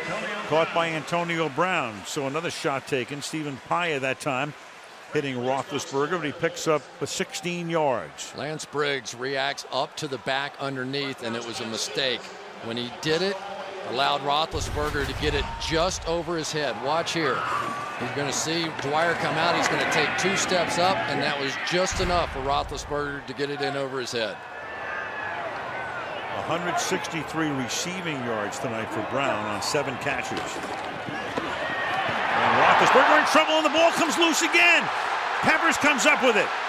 Julius Peppers with an escort to the end zone. Touchdown. It's harder to outscore the Bears defense than it is their offense. 4 turnovers. Lance Briggs forcing the fumble, and Peppers goes in for the touchdown.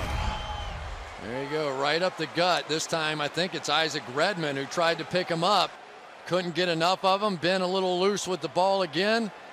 And here you go. So 2 touchdowns on the defensive side is going to end up being the difference in this ball game. 42-yard return. 4 turnovers now for Pittsburgh. They've been killers. And for Peppers, he had 3 touchdowns as a Carolina Panther, and that's his first as a Chicago Bear. You know, Ben is almost going to have to work a little bit on keeping that second hand on the ball. The pump fakes are great, but when it means you're trying to scramble inside the pocket with only one hand on the ball, bad things happen. And that's blocked, but barely of relevance here. Guess who? Polamalu. 3:57 remaining in the 4th. Chicago 40, Pittsburgh 23.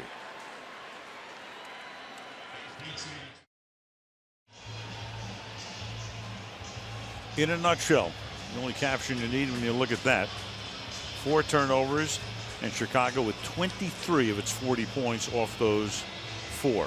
Basically a push tonight for the Steelers offensively. They've scored 23 and allowed 23.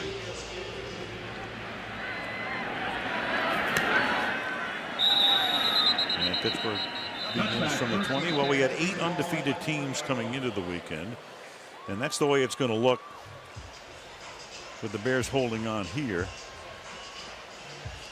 With the Seahawks and Chiefs and Saints and Patriots, Dolphins, Broncos, and the Bears. Meanwhile, the Chicago Bears now in very good shape in their division, 3-0. And you've got the Pittsburgh Steelers really in dire straits right now. It's early in the season, but you have 2 2-1 teams in the division right now. But 2 games out of first place. And the good news is, if you're looking for it, the Steelers offensively, despite the mistakes, look better tonight than they have. And Roethlisberger throws, and Cotchery makes the catch, and it's a gain of 23 out to the 43-yard line. The AFC North, you've got Cincinnati now 2-1 with their win over Green Bay today. Baltimore seems to have gotten it together. They beat the Texans, so they'll be 2-1. And the Steelers on the verge of dropping to 0-3. To the 48, David Paulson makes the catch. Here's Michelle. Well, an update on Charles Tillman. The Bears have told me that if they needed him to come back into this game, he could. But he's being bothered by a groin right now. He's been stretching it out, and because of the lead, they're going to let him rest the rest of the night. Wise choice. 2nd and 4. Zach Bowman is in there. Meanwhile, there goes Ben going down again, but he gets the pass away to Emmanuel Sanders on a 2nd and 4. Corey Wooten got to the quarterback that time. It's a first down gain of 10. And taking another hit on the tail end of this one. Give the guy credit. Pretty amazing. Just flat-footed. Looks at the last second and get that ball in there. But he is going to have a little trouble getting out of bed tomorrow morning. They haven't always sacked him, but they have gotten plenty of hits on him. 30.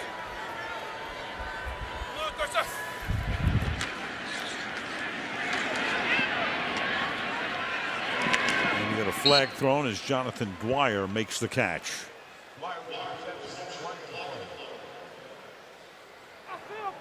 Holding. Number 73 offense. 10-yard penalty, remains first down. Ramon Foster. Well, the Bears will go to Detroit next week.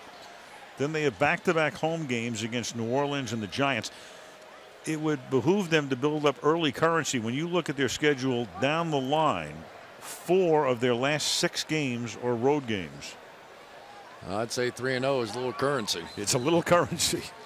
That's what's upcoming for them, and the season will end in Soldier Field against Green Bay.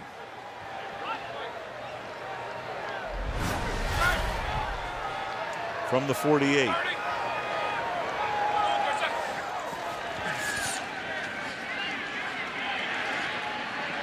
And Roethlisberger fires deep downfield. That's caught. That's Brown.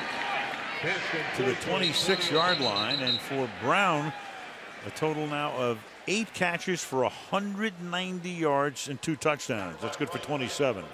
You're talking about filling in the role of Mike Wallace. He was not a happy camper on the sideline apparently last week, although I talked to Todd Haley and he said, oh, it's nothing. It just happens every week. A guy's unhappy. You're not throwing the ball, you know, everything, especially with Todd. You know, we've seen a few incidents with him over the years. But this has been one big breakout night for Antonio Brown, and it's so key in those 3-by-1 sets by the Steelers. If they leave somebody one-on-one on the back side of that, and he is now the one, it is tough to play this football team. And right now, Antonio Brown is proving worthy of that position. And of all the crazy numbers, and there are always crazy numbers in a game, the craziest might be Ben Roethlisberger tonight has thrown for 400 yards from the 25. But his team is down by 17, and that is not caught. Leaping for it, Emmanuel Sanders, 2nd and 10. You know, I can't get the Jay Cutler play out of my head, though. Remember the playoff game a few years back where people questioned whether or not he could have come back in the game or not, and questioned his toughness and all that? This is a different Jay Cutler on a lot of levels out here. He's becoming the team leader and just takes out the Steelers safety. Really, when the game was on the line, Robert Golden did not expect that kind of shot. 2nd and 10. And Roethlisberger throwing, and it's incomplete. Chris Conte coming over to Brown and getting there simultaneously with the ball to bust it up. It's 3rd down. I don't think there's any question Conte made the catch. Did his feet get down? Well, if that knee hit the ground, that might be an interception. Remember the old John Madden book? What was it? 1 knee equals 2 feet, something like that. Let's see if the knee hits down, because a clean catch. It's like the foot may have come down first out of bounds. 3rd and 10. Roethlisberger dancing away. Buying time, pass incomplete. Paulson, the intended receiver. Lance Briggs was there, and that's going to make it 4th and 10. Last gasp coming up for Pittsburgh. I wonder what's going through Mike Tomlin's mind at this point right now. This is a guy that has never been 2 games under 500, right? Correct. Getting ready to go 3 games under. 7th year. As you look at the Dan Rooney and Art Rooney, second lower left. Tomlin coaching in his 99th regular season game. 63, and if he loses this, 36 losses. And here is Brown coming close to a 200-yard night, taking it to the 19, but on a 4th and 10 ain't good enough. So with 2:20 to go, Chicago will take over. Game in which the 3rd loss occurred. You go back under Mike in the last 5 seasons, well into the season, except for last year when they struggled early, got hot in the middle, and then injuries just did them in at the end. 2 home losses now, too, which doesn't help the cause any. And Chicago can pretty much run it out, even though Pittsburgh can stop the clock twice, and you're going to have the stoppage at the 2-minute warning. Michael Bush is the back. If he gets it, he'll take it to the 21-yard line. Tillman and Peppers going over some stuff on the sideline. So many veteran players on that defensive side of the ball. Of course, Tillman, Mr. Punch Out, all the forced fumbles that he gets. Tim Jennings on the other side. Lance Briggs came up big tonight. 2-minute warning. Chicago 2 minutes away from going to 3-0.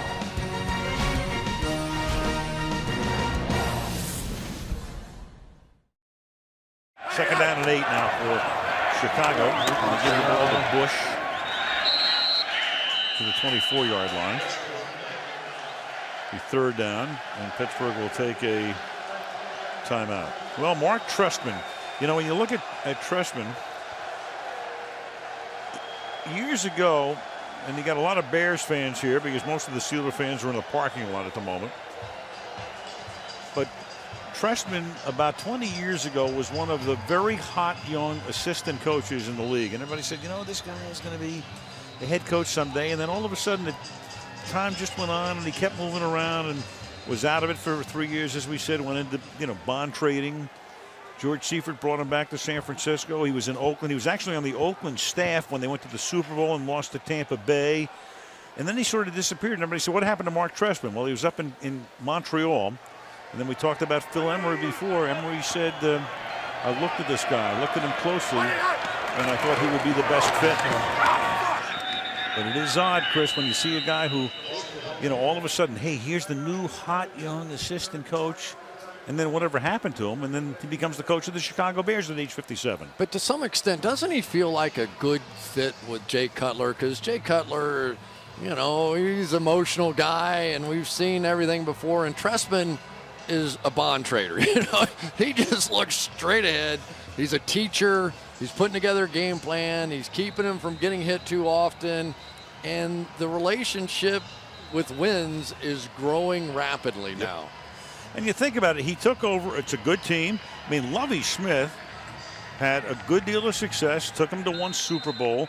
And Lovie's team last year, don't forget, 10-6. They were 7-1 at one point, and then injuries helped to do them in. But Phil Emery just felt, hey, look, we just needed to get the offense better, basically. Yeah, and Trestman was the first to admit it. He said, I walked into an unbelievable situation. This was a good team that was well coached. All you had to do was just put in your system, and they were ready to go. And then Pavlich's punt, and he down to the 26-yard line. Little special teams fun right there. Well, the Steelers, we talked about, they're going to go to London late. Normally when teams play over there, they go there and a few days in advance and practice over there to get acclimated to the time change, but not Mike. He's going to take them over Thursday night. They're going to land on Friday. We talked about this earlier. Practice on Friday after they get off the plane. Do a walkthrough in the hotel. Won't even see Wembley Stadium until they get there on Sunday and play the game and come back home. And of course, on the other side of it is a bye week.